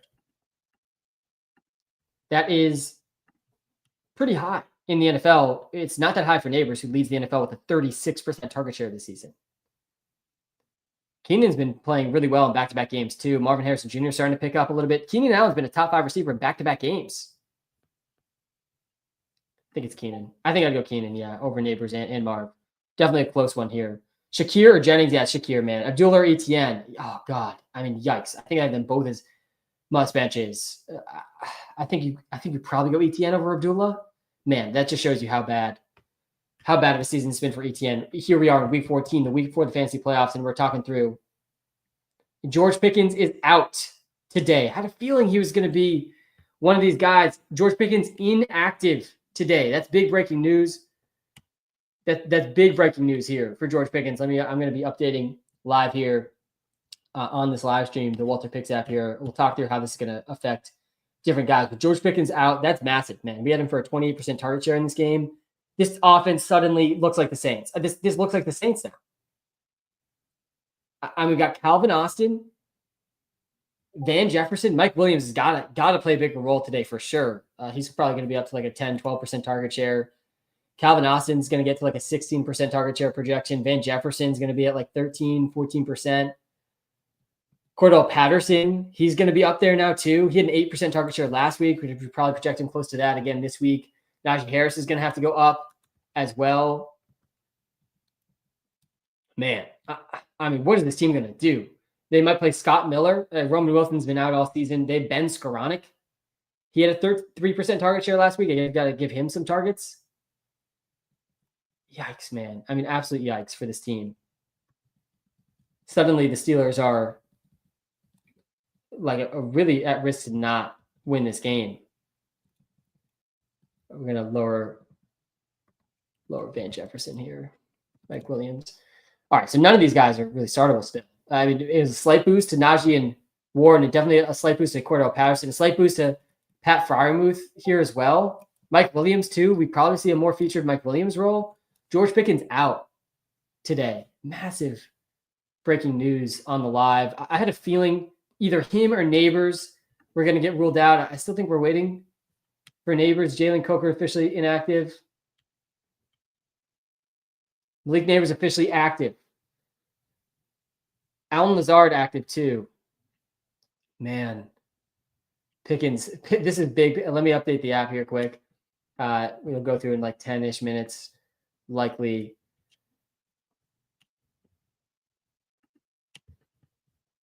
Refresh this. All right. So Pickens is out. It's pretty big news there. And Neighbors is in. Oh, God. Do we need to change this Neighbors projection at all? So we got him for 28% target share, Malik Neighbors. It's a good matchup for Neighbors. And like the reports of he will try to play. The reports that he might be in a limited role, like think about this logically from the Giants' perspective. They have 2 wins. They are fully incentivized to lose. From a organizational perspective, their organization, the future of their organization, is in a better spot if they continue to lose. They have 1 good offensive player, maybe 2 if you count Tracy. I would probably count Tracy, but truly 1 elite offensive player, and he's injured, and he's going to try to play through an injury on a 2-win team. I think it's hard to picture him in a limited role. In a limited role, even in the Walter Picks app, we're still projecting him at 28% target share, which is way lower than he's been. He hasn't been, guys. We have not seen Malik Neighbors with this low of a target share since week 1. I mean, there's only been 1 game, guys, where Malik Neighbors is under a 29% target share.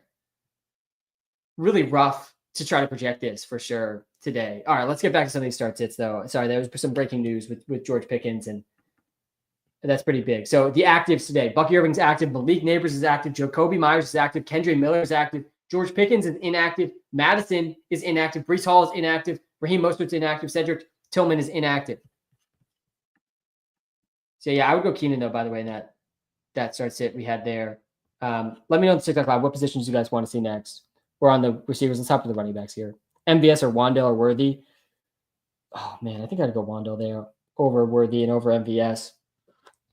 Thanks for the free app week. Yeah, I got you, Rianne. Free week of the Walter Picks app. It is. We've never done this before. It's a free app. It's always been a free app. There's always been some premium features that you got to subscribe to or start a 7-day free trial for in the app. But this week, that's not the case. The whole app is unlocked for everybody. So if you've been waiting to try the premium features in the Walter Picks app, you got to try it out, Rianne. Thanks for calling out the free week. I will try to pull up the comments too, calling out the free week. I'm trying to get the word out there about that. Neighbors or Shakir PPR. And I can't believe I'm asking this one, but Geno Smith or Justin Herbert. Oh, man. We're going to go down the QB rabbit hole here again. Neighbors versus Shakir. It's got to be Shakir. It's got to be Shakir. Shakir just is in a really good role here. Keon Coleman's questionable. And even if he plays, though, they play different roles. Kincaid is out, though. Shakir has been incredibly consistent. He's got at least 6 catches in, I think, his 5 straight games, ignoring the snow game last week, which he still, I think, led the team in catches with 4. I mean, a really solid floor, solid ceiling in a dome environment, projected to be a high-scoring game. A lot of reasons to like Shakir today, especially in PPR leagues. Geno Smith for Justin Herbert. I was thinking through this exact same decision all week. I've been battling a QB start sit decision in a win and in playoff game environment in one of my high-stakes fantasy leagues. I got Herbert. I have Geno. Winston's on the waiver wire. Will Levis is on the waiver wire. I was thinking through all these guys, and ultimately, I think it's Herb, man. I think you got to go Herbert. And I don't think you're crazy to think about Geno. Geno Smith is, I think his prop lines are actually pretty high. He's in like the 250 yards in terms of the props. But Geno Smith is just not scoring touchdowns this season. And maybe they throw a little bit more in the red zone with Kenneth out. I think they probably do throw a lot with Kenneth out. We just saw him play the Cardinals, though. He only had 13 points. He is 3rd in the NFL in passing yards, but 30th in passing touchdowns. And that's just a bit of an anomaly, high variance thing here that is probably going to regress closer to what you'd expect in terms of the touchdown column and probably down in the yards a bit here. He hasn't been throwing as much over the last 3 games, but also maybe Geno's just not quite good enough to throw enough touchdowns for fantasy. That's also, I think, a part of this, despite having really good receivers. I'm going Herbert. It's a really close one. Between Herbert and like all the QBs, there's like a really long QB tier, I think, this week. So like the tiers are pretty clear, at least at the top. Allen, Burrow, Hurts, super clear tier. Then there's like a really wide tier, I think, between Darnold, Baker, Kyler. I'm including Herbert in that tier, and you could argue Winston and Mahomes and Caleb even in that tier. And then there's like a really long tier, again, with Stafford, Levis, Tua, Purdy, Russ, Kirk Cousins, and Geno. I would put right in that list too. And then Cooper Rush is a whole nother tier that I want nothing to do with. But yeah, tough QB start sits this week. But yeah, I'm riding with Herb in my start sit decision that I have, which is similar to this one. Chuba or Tracy full PPR. Yeah, personally, I think Chuba might project a tiny bit better. I'm going Tracy. I'm going Tracy over Chuba Hubbard. I really am nervous for Chuba Hubbard today. Jonathan Brooks' role is increasing. I think the Kareem Hunt as a Pacheco situation, somewhat similar to the Chuba Hubbard, Jonathan Brooks situation. Jonathan Brooks played pretty well last week. His role did increase. He went from like an 8% snap share to like a 20% snap share. It really wouldn't be surprising. I would expect that trend to continue, and we see the role continue to grow for Jonathan Brooks. I think it'd be surprising to not see the role continue to grow for Isaiah Pacheco. That's part of the reason I'm taking the Kareem Hunt unders today. I don't hate the Chuba Hubbard unders either for similar reasons, but Chuba is just better than Kareem Hunt, so I don't like them as much. But yeah, I'd go Tracy full PPR. Even with Neighbors active, I think Tracy gets a lot of work today. Yeah, Najee's stock did rise a little bit. Yep, it did. So I just updated live what the Walter Picks app projections changed to. So we had George Pickens in the app for a 28% target share. So this target share had to go somewhere. It was mostly spread out between the other receivers, Calvin Austin, Van Jefferson, and Mike Williams got the biggest bump. He's almost definitely going to have to play a role in this game. He's definitely a really interesting sleeper now too, but not a guy, you can really trust. And then Pat Freiermuth got a little boost. And then, yeah, Warren and Najee, they got a boost as well. Pickens is not out. What was there? False report?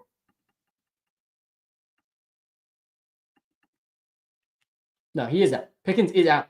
Yep, confirmed. Out. So the receivers that the Steelers have today, it looks a decent bit like what we're seeing from the Saints. Calvin Austin, Van Jefferson, Mike Williams, Ben Skowronek, and Scotty Miller. And they also have Cordell Patterson.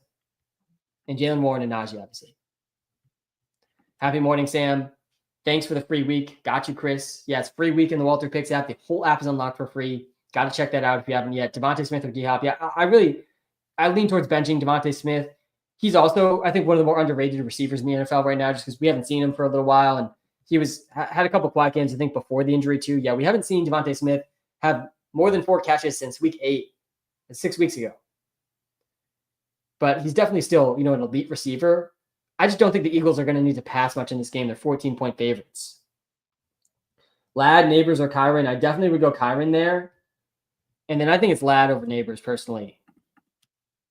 Neighbors a little bit safer from the injury perspective because we know he's playing at least. Chuba Hubbard or McCormick. Oh, God. You kind of have to go Chuba Hubbard over McCormick. I don't hate McCormick this week. But Chuba Hubbard's definitely got more pass game upside. Sam, good morning. 6 a.m. crew. Dimitri, appreciate you, man. Yeah, we've been live for over 2.5 hours now. So we got some people that have been here for over 2.5 hours. Appreciate you. Seriously, a ton. All of you out there, especially if I haven't been able to get to your question yet. I appreciate you guys sticking around. Connor, Irvin, Garendo. Starting with A.J. Brown. Need help from one more wide receiver. Got Garrett Wilson, DK, Jennings, D-Hop. Who should it be? Garrett Wilson, DK, Jennings, D-Hop. Yeah, it's probably DK. I think it's DK Metcalf, man. He went over 30% target share last week. I mean, he's got an incredibly high ceiling here in this game. There's no Kenneth Walker. That is only going to lead to more pass volume for the Seahawks. They're also underdogs in that game. Jennings is in play probably too. Yeah, it's Metcalf, man. It's Metcalf. I think he's a really good option heading into this game. He only had 10 points last week, but 31% of the targets. He's now been over at least 29% in 2 of his last 3 games, 9 targets in both those games. The ceiling game is going to come if he keeps getting this target volume. Yeah, it depends what time zone you're on, though. Depends what time zone you're on. Some people are in the 6 a.m. crowd, depending on where you're at in the country. Emergency Sam. Neighbors, BTJ, or Scoop Calvin Austin, Slayton, Nick Westbrook. All I do is scores touchdowns. Akine, yes, I would go. I think I'd go Neighbors here over Brian Thomas Jr. But it's not crazy to go Brian Thomas Jr. with the injury stuff. He's definitely within that cutoff that I was talking about earlier, but I'm okay going Neighbors or Brian Thomas Jr. Definitely would play them both those guys over all these guys. Austin, Slayton, Nick Westbrook, all I do is scores touchdowns. Akine. I would go DK over Neighbors, though, pretty easily. Ladd or Judy. I think it's okay to go Judy over Ladd. Ross, Levis, Caleb, or Jameis. Yeah, so we were talking Levis versus Jameis earlier. Levis versus Caleb is a tougher call. I think I might go Caleb over Jameis and Caleb over Levis. But honestly, I think it's Levis over Jameis. Just looking purely at the matchups, it's Levis, like by a mile. I mean, it's really not close at all in terms of matchups. Week 14 streak being here. Flicky, shout out to you, man. Seriously. I mean, shout out to everybody in this live stream right now. Seriously, I look forward to these lives all week long. I prepare for them all week long.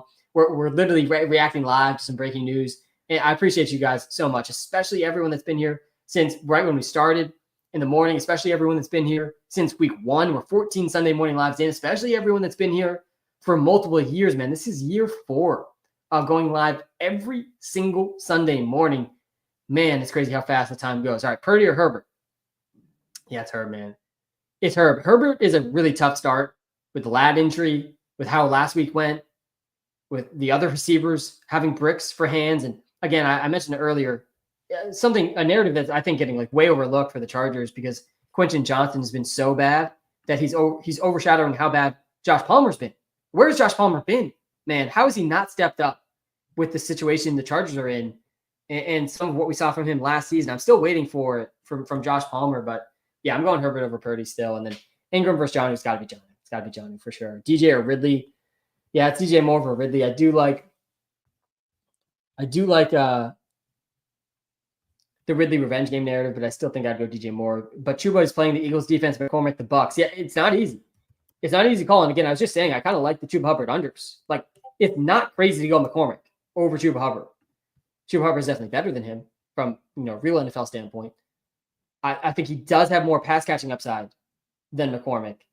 I think McCormick could easily get more carries than Chuba Hubbard, though, and he does have a better matchup. And McCormick did have a really impressive game last week. We got to get McCormick a picture here that Walter picks at, but it does add a good vibe of just random guy who suddenly is very relevant. But yeah, McCormick had 5.3 yards per carry last week versus the Kansas City Chiefs, and to put that into perspective, he had 12 carries, so not a tiny workload. That was more efficient than Brian Robinson, more efficient than Austin Eckler. Oh, sorry, I'm looking at the wrong tab here again. Did the same thing last time. That was more efficient versus the Chiefs than what we saw from Bijan Robinson, from Derrick Henry. More efficient than what we saw from J.K. Dobbins. More efficient than what we saw from Alvin Kamara. More efficient than what we saw from Jordan Mason versus the Chiefs. More efficient than what we saw by a mile from whatever Alexander Madison and Amir Abdullah were doing in Week 8 versus the Chiefs. They were both at 2 yards per carry below. Bucky Irving wasn't as efficient as McCormick versus the Chiefs. James Cook wasn't as efficient. Chuba Hubbard himself wasn't as efficient versus the Chiefs. Like a truly impressive game here from McCormick. And it wasn't even just one big play from McCormick. So yeah, it's not crazy to go him over Chuba Hubbard. He doesn't project quite as well, but I'm okay if you start him over Hubbard. I think they're in a pretty comparable tier. Bench one, Swift, Dowdle, or Charbonnet. So you can't bench Charbonnet. Like you just cannot bench Zach Charbonnet. Like he's right projecting the same as Bucky Irving, league-winning Bucky Irving. He's not going to come off the field. He had a 95% snap share in that first game without Kenneth earlier this season. Pickens is not playing yet. Pickens is out. We talked about that right as it happened. Okay. Debo, Devontae Smith, or Elijah Moore at flex this week. Pick one. Yeah, this is a good one too here from Flicky. And then we'll get to some more start sits. We're in the start sit segment of the live, guys. My goal the rest of the live stream is try to get to as many start sits as I possibly can. I'm not going to be able to get to all of them. Just realistically, I won't be able to. I'm going to try, but I'm not going to. I want to be realistic with all of you as well. If I don't get your start sit, the Walter Picks app is the best place to go. And it's 100% free this week too. So you can literally sync your league to the app if you're on ESPN, Yahoo, or Sleeper, and it will give you start sit insights custom to your league scoring settings, the most accurate insights you will possibly find. It's in the TikTok bio. It's in the YouTube description. It's a free app. And it's free week too. So the premium features are free this week too. All right, Debo, Devonta is close, man. This is close. Devontae Smith projects a bit better. Elijah Moore, man, he projects even better than Debo. Man, Debo's having such a rough season.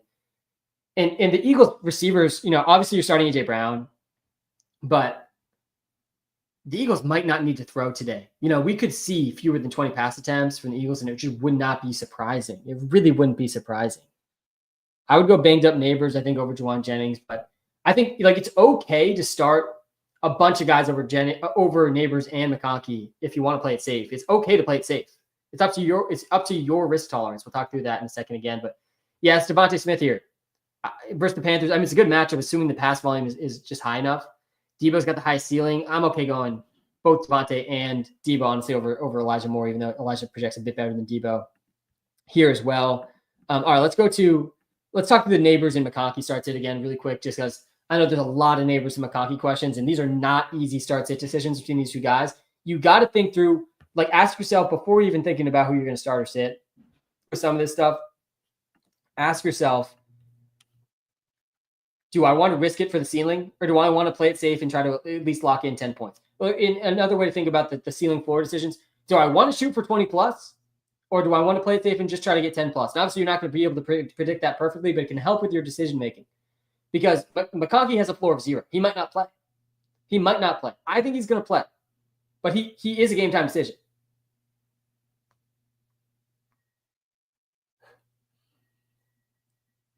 And then Neighbors is going to play, but he's apparently limited. What we're projecting for him in the Walter Picks app is a 28% target share. And that might sound like a lot, but for Neighbors, it's not a lot. We actually have only seen him go under a 29% target share once this season. That was week 1. We have not seen Neighbors go under a 29% target share since week 1. He leads the NFL in target share by a mile at 36%. So even a limited role is probably close to a 30% target share for Neighbors. So he's startable still. And he's safer than McConkey, who doesn't play till tonight, tougher for fantasy start-sits. I think McConkey's still going to play. So I'm starting Neighbors. I lean towards the riskier side of the spectrum and risking it for the 20 plus. And Neighbors does still give you that. So I think I would go Neighbors over if I pull up the most recent projections of the Walter Picks app, which you can see on the YouTube Live, not the TikTok Live. I would go Neighbors over Juwan Jennings. I play him over Brian Thomas Jr. over Marv. I put him right here in this range. If you're watching live on TikTok, I think I'd go Ridley over Neighbors. I think I would go McConkey over Ridley, McConkey over Neighbors if you're willing to risk it. But if you want to play it safe, it's okay, I think, to play pretty much everyone up to Marvin Harrison Jr. in these ranks over McConkey and even over Neighbors if you really want to play it safe. Marvin Harrison Jr., Brian Thomas Jr., Juwan Jennings, Ridley, Keenan, Hopkins, Tyreek, Garrett Wilson, Adams, Judy, Darnell Mooney, DJ Moore, JSN, all these guys. And then if you have someone projecting above them on this list, you got to go Shakir over both guys. Pickens obviously out. Jacoby, I'd play over both guys. AJ Brown, CeeDee Lamb, Mike Evans, Cup, Higgins, London, Puka. Those guys you got to be starting with Neighbors and McConkey for sure. And a bunch of the running backs too, I think is okay to start.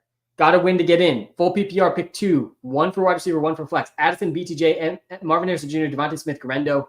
Thanks, Sam. I got you here. And yeah, we talked to this BTJ versus Marvin Harrison Jr. one. And this question does come down to this, Tony, because you're starting Garendo here. You got to start Garendo over Brian Thomas Jr. You got to start him over Marvin Harrison Jr. I'm definitely starting over Addison and Devontae Smith too. Garendo went for 19 points the last time we saw him start, and it's not a bad matchup for him. And yeah, I think it's Marvin Harrison Jr. over Brian Thomas Jr. It's close. And Walter actually has a Brian Thomas Jr. 0.1 ahead. I would go Marv, though, over Brian Thomas Jr. Just for the simple analysis of it's Kyler versus Mac Jones, man. Do you want your fantasy season in the balance with Mac and Cheese Mac Jones or Kyler Murray? For me, that's an easy call. And I know there's some Kyler haters out there, so maybe it's different for you. But, yeah, I'm going Marv over Brian Thomas Jr. And it's close. It's definitely super close. They project 0.1 points apart. Second year for me in the app. The app is epic. Adam, thanks, man. Yeah, guys, who have not checked out the Walter Picks app, this is – if you don't check it out this week, you are actively not trying to win your fantasy. And this is the most important fantasy week of the season. And it only gets more important from here to our PPR flex. Appreciate you, Adam. Sorry, let's get to this tight end. Ferguson or Disley. So Disley's in play this week. He had a donut last week. But, the circumstances, I'm willing to overlook the donut a little bit. And Kraft had a donut a couple weeks back, and he bounced back the week after. Disley had no catches. He did have 1 target versus the Falcons. The whole offense did nothing outside of McConkey last week, and McConkey's questionable for the game. But the matchups here is good. The Chiefs have struggled versus tight ends. Their bottom 6 defense versus tight ends. This season, Brock Bowers just went for an insane game. 10 catches, 140, and a touchdown. Obviously, that's Bowers. We're not going to see that for Disley. But we've seen decent performances from tight ends over the course of the season versus the Chiefs. And Disley might be the number 2 receiving option for the Chargers tonight. So I don't hate him. Him versus Fergus close, man. Fergus going to be back, I think, for the first time in a little bit, right? He's missed some time. Yeah, he's missed back-to-back games. He got hurt in week 11. And it's not a bad match for him either. We do have Ferguson projected ahead of Disley. So, yeah, I think I would go Ferg. But it's close, man. Let me pull up the tight end ranks here. Lad or Neighbors? Yeah, so it depends how risky you want to be. Because we know Neighbors is at least playing, but he's playing through an injury. McConkey, I think, is going to play, but he might not play. But he's going to be playing through an injury too. Personally, I'm risking it. I'm going Lad. I think Lad's a decent bit better than Neighbors, assuming they're both playing through injuries. But if you want to play it safe, it's Neighbors. Neighbors is definitely safer at this point in time. All right, let's get to this second part of the start sit here. We pulled the tight end ranks here. Pulled the tight end ranks here on the YouTube Live too. I haven't switched those a bit. Mooney. Is it Nick? I'm assuming that's Nick Chubb, but it's probably actually Chuba Hubbard. Is Mooney over both these guys? Chuba Hubbard and Jonathan Brooks, both extremely risky this week. Extremely risky. It's just so hard to know how much more is Jonathan Brooks going to play this week because his role is increasing. And I mean, it makes sense that at some point, whether that's this week, next week, week 18, next season, like Jonathan Brooks is going to be more involved than Chuba Hubbard. At some point, it's going to happen. And it's possible now at this point, basically any given week. It just wouldn't be that shocking. I don't think it's going to be this week, but it definitely is possible, which makes both these guys pretty risky. I mean, there's a super wide range of outcomes here. He played 21% of snaps last week. I think it probably gets closer to like the 25 to 30% range this week and continues to grow. It's got to be at least 21%, you think, this week. And that makes Chuba Hubbard a much tougher option. And they're also playing the Eagles, one of the best defenses in the league. So, yeah, I don't want to start Brooks or Hubbard this week. Garrett Wilson or Guerrero at flex. Yeah, that's not an easy call either. I actually am pretty scared for Garrett Wilson with Allen Lazard back.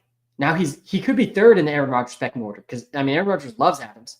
Adams has out-targeted Garrett Wilson by a lot recently. And then also you got Allen Lazard back. Oh, it's a tough call, man. Charbonnet or Neighbors for the flex spot.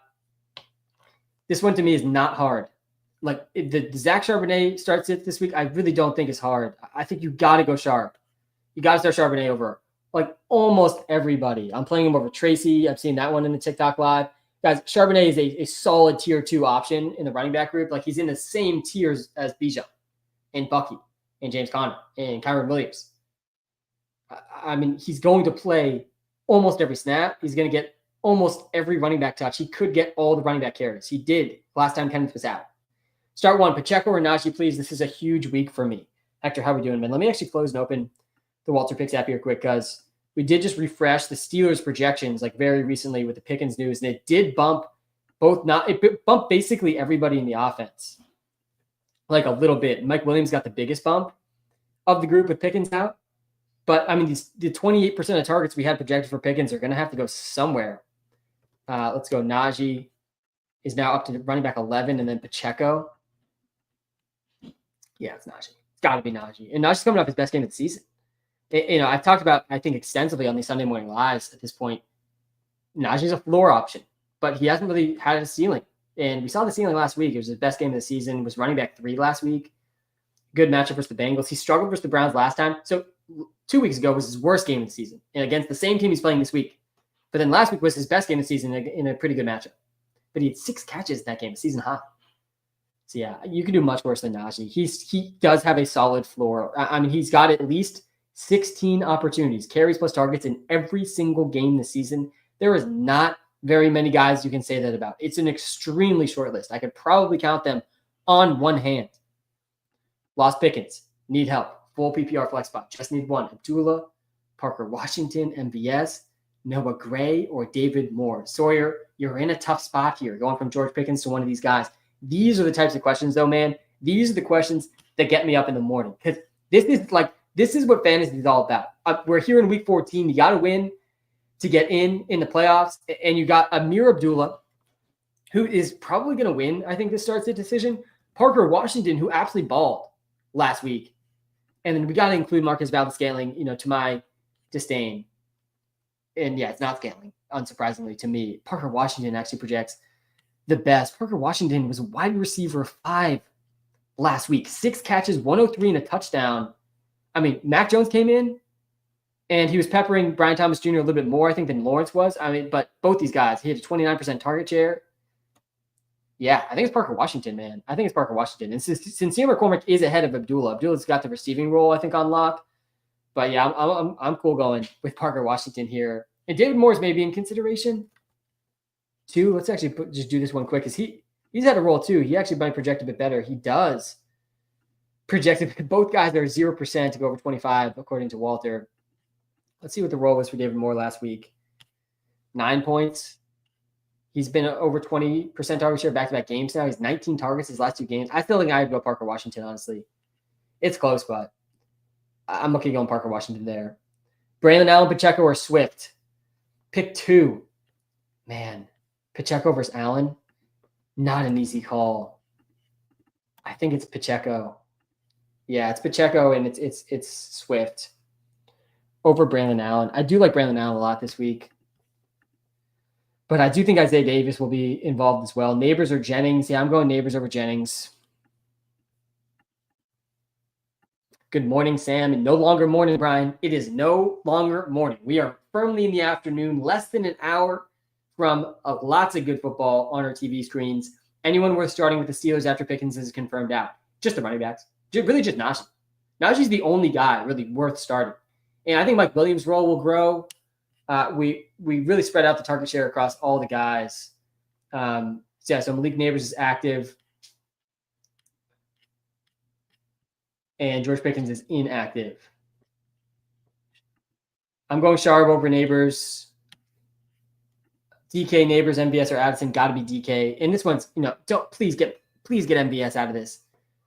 I mean, he's not even like remotely close, I don't think, to these other guys. And I'm gonna be so annoyed as I keep Eduardo. How are we doing, man? I'm gonna be so annoyed as I keep watching MVS score long touchdowns. What's up, Sam? Jonah, how we doing? Thanks for the free app week. I got you. Yeah, the free week in the Walter Picks app, guys. It's completely free. QB rankings, I got you. Link is in the TikTok bio. We've never done this before. The whole app is unlocked right now for everybody. QB tiers. Let me hop to the QBs. Hop to the QBs here in the YouTube live too here.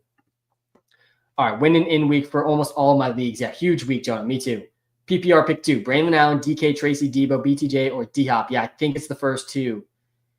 Tracy versus Braylon, that was close. You're definitely starting DK. You got to start DK. It's really between Braylon Allen and Tracy here, I think.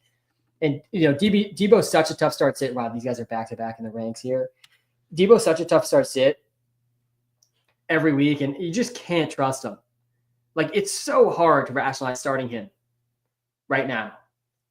I would play Brian Thomas Jr., I think, over him, and he's catching passes from Mac and Cheese Mac Jones.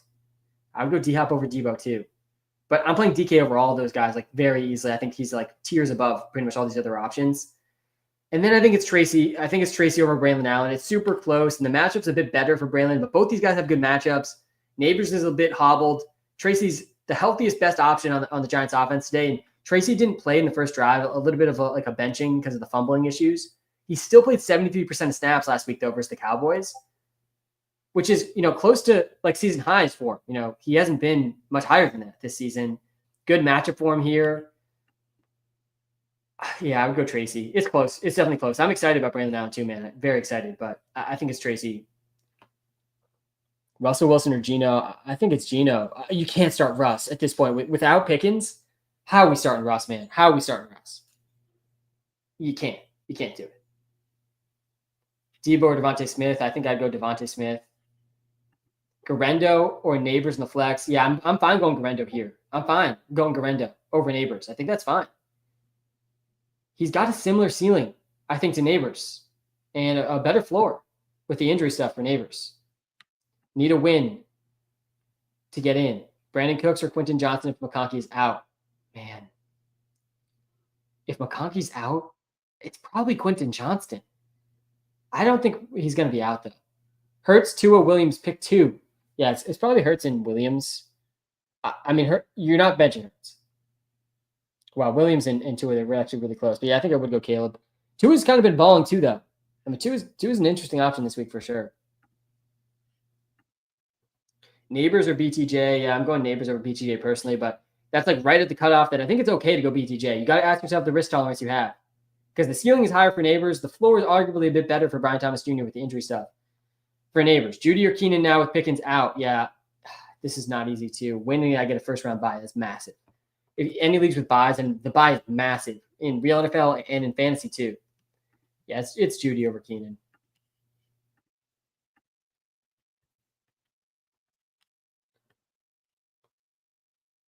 God, these streams just will not go away on YouTube Live. It's a constant battle with the stream comments. Yeah, I would go Judy over Keenan. White or Addison at flex? I think that one's Addison. I think White's an interesting sleeper this week. I'm going Bucky over Judy.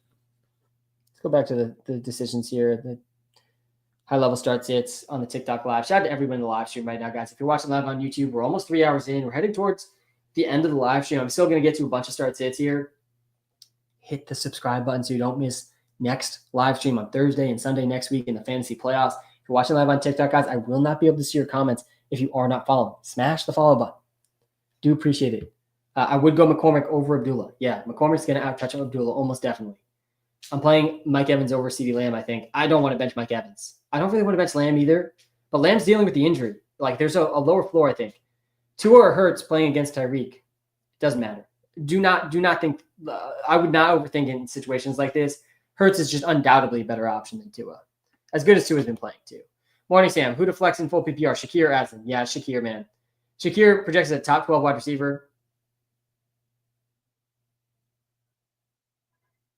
So I do feel good about Shakir.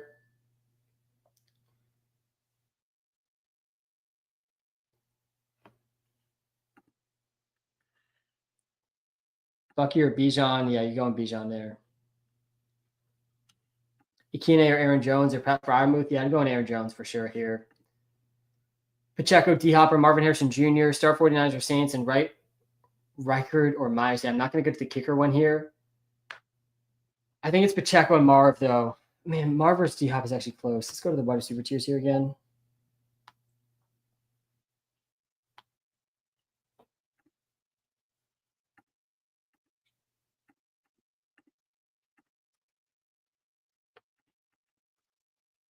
Man, it's a tough call here.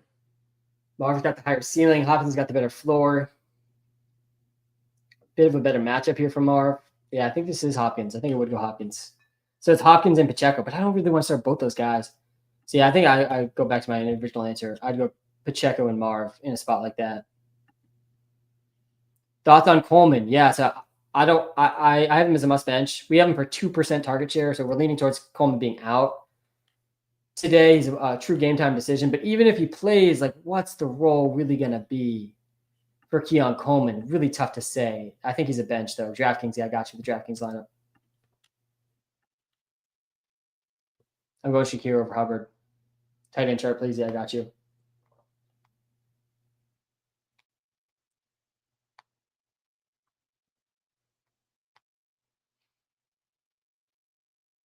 Yeah, I like Jacoby Myers a ton today. So the DraftKings lineup, I'm double stacking Darnold with Jay Jettas and Jordan Addison. I like Darnold a lot today versus the Falcons, even though Herbert fell a little short last week. I think Darnold has a lot more success in this one in the dome environment.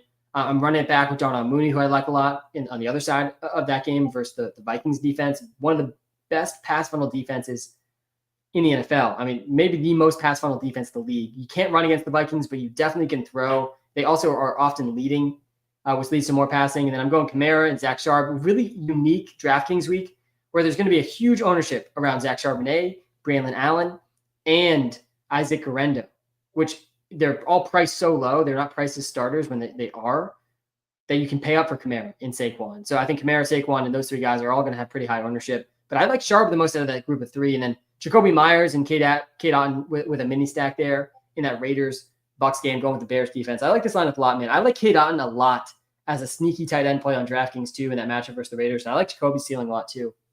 With, I think, defenses, we're really going to have to focus in on Bowers. Hop over to the running back list here. That's the DraftKings lineup today. YouTube live, guys. That's my time. I'm going to be live a little bit longer on TikTok to get to the TikTok live subscriber comments. But again, guys, it's free week in the Walter Picks app. So the whole app is free. It's the best place to go if I didn't get to your start sit decision. Just one more time to wrap it up. The free player props today. I'm going with DJ Moore, over half a rushing yard. He's done this in 3 of his last 4 games. He's getting plus 200 odds on this one. Justin Jefferson over 84.5 receiving yards. I think he goes over 90 yards again this week for the second straight week in a row. He hasn't done that in over a month. And then Kareem Hunt under 44.5 total yards. I really like this one. The more we talk through that Chiefs backfield, Pacheco's role is growing. Hunt does not have explosive plays. This is a really good under to go up for this night game for Kareem Hunt. All right, that is my time, guys. Time's the most valuable thing we have. Thanks for spending some time with me today. I'll be back live next week. Have a good luck. Good luck this week, everybody, here in week 14.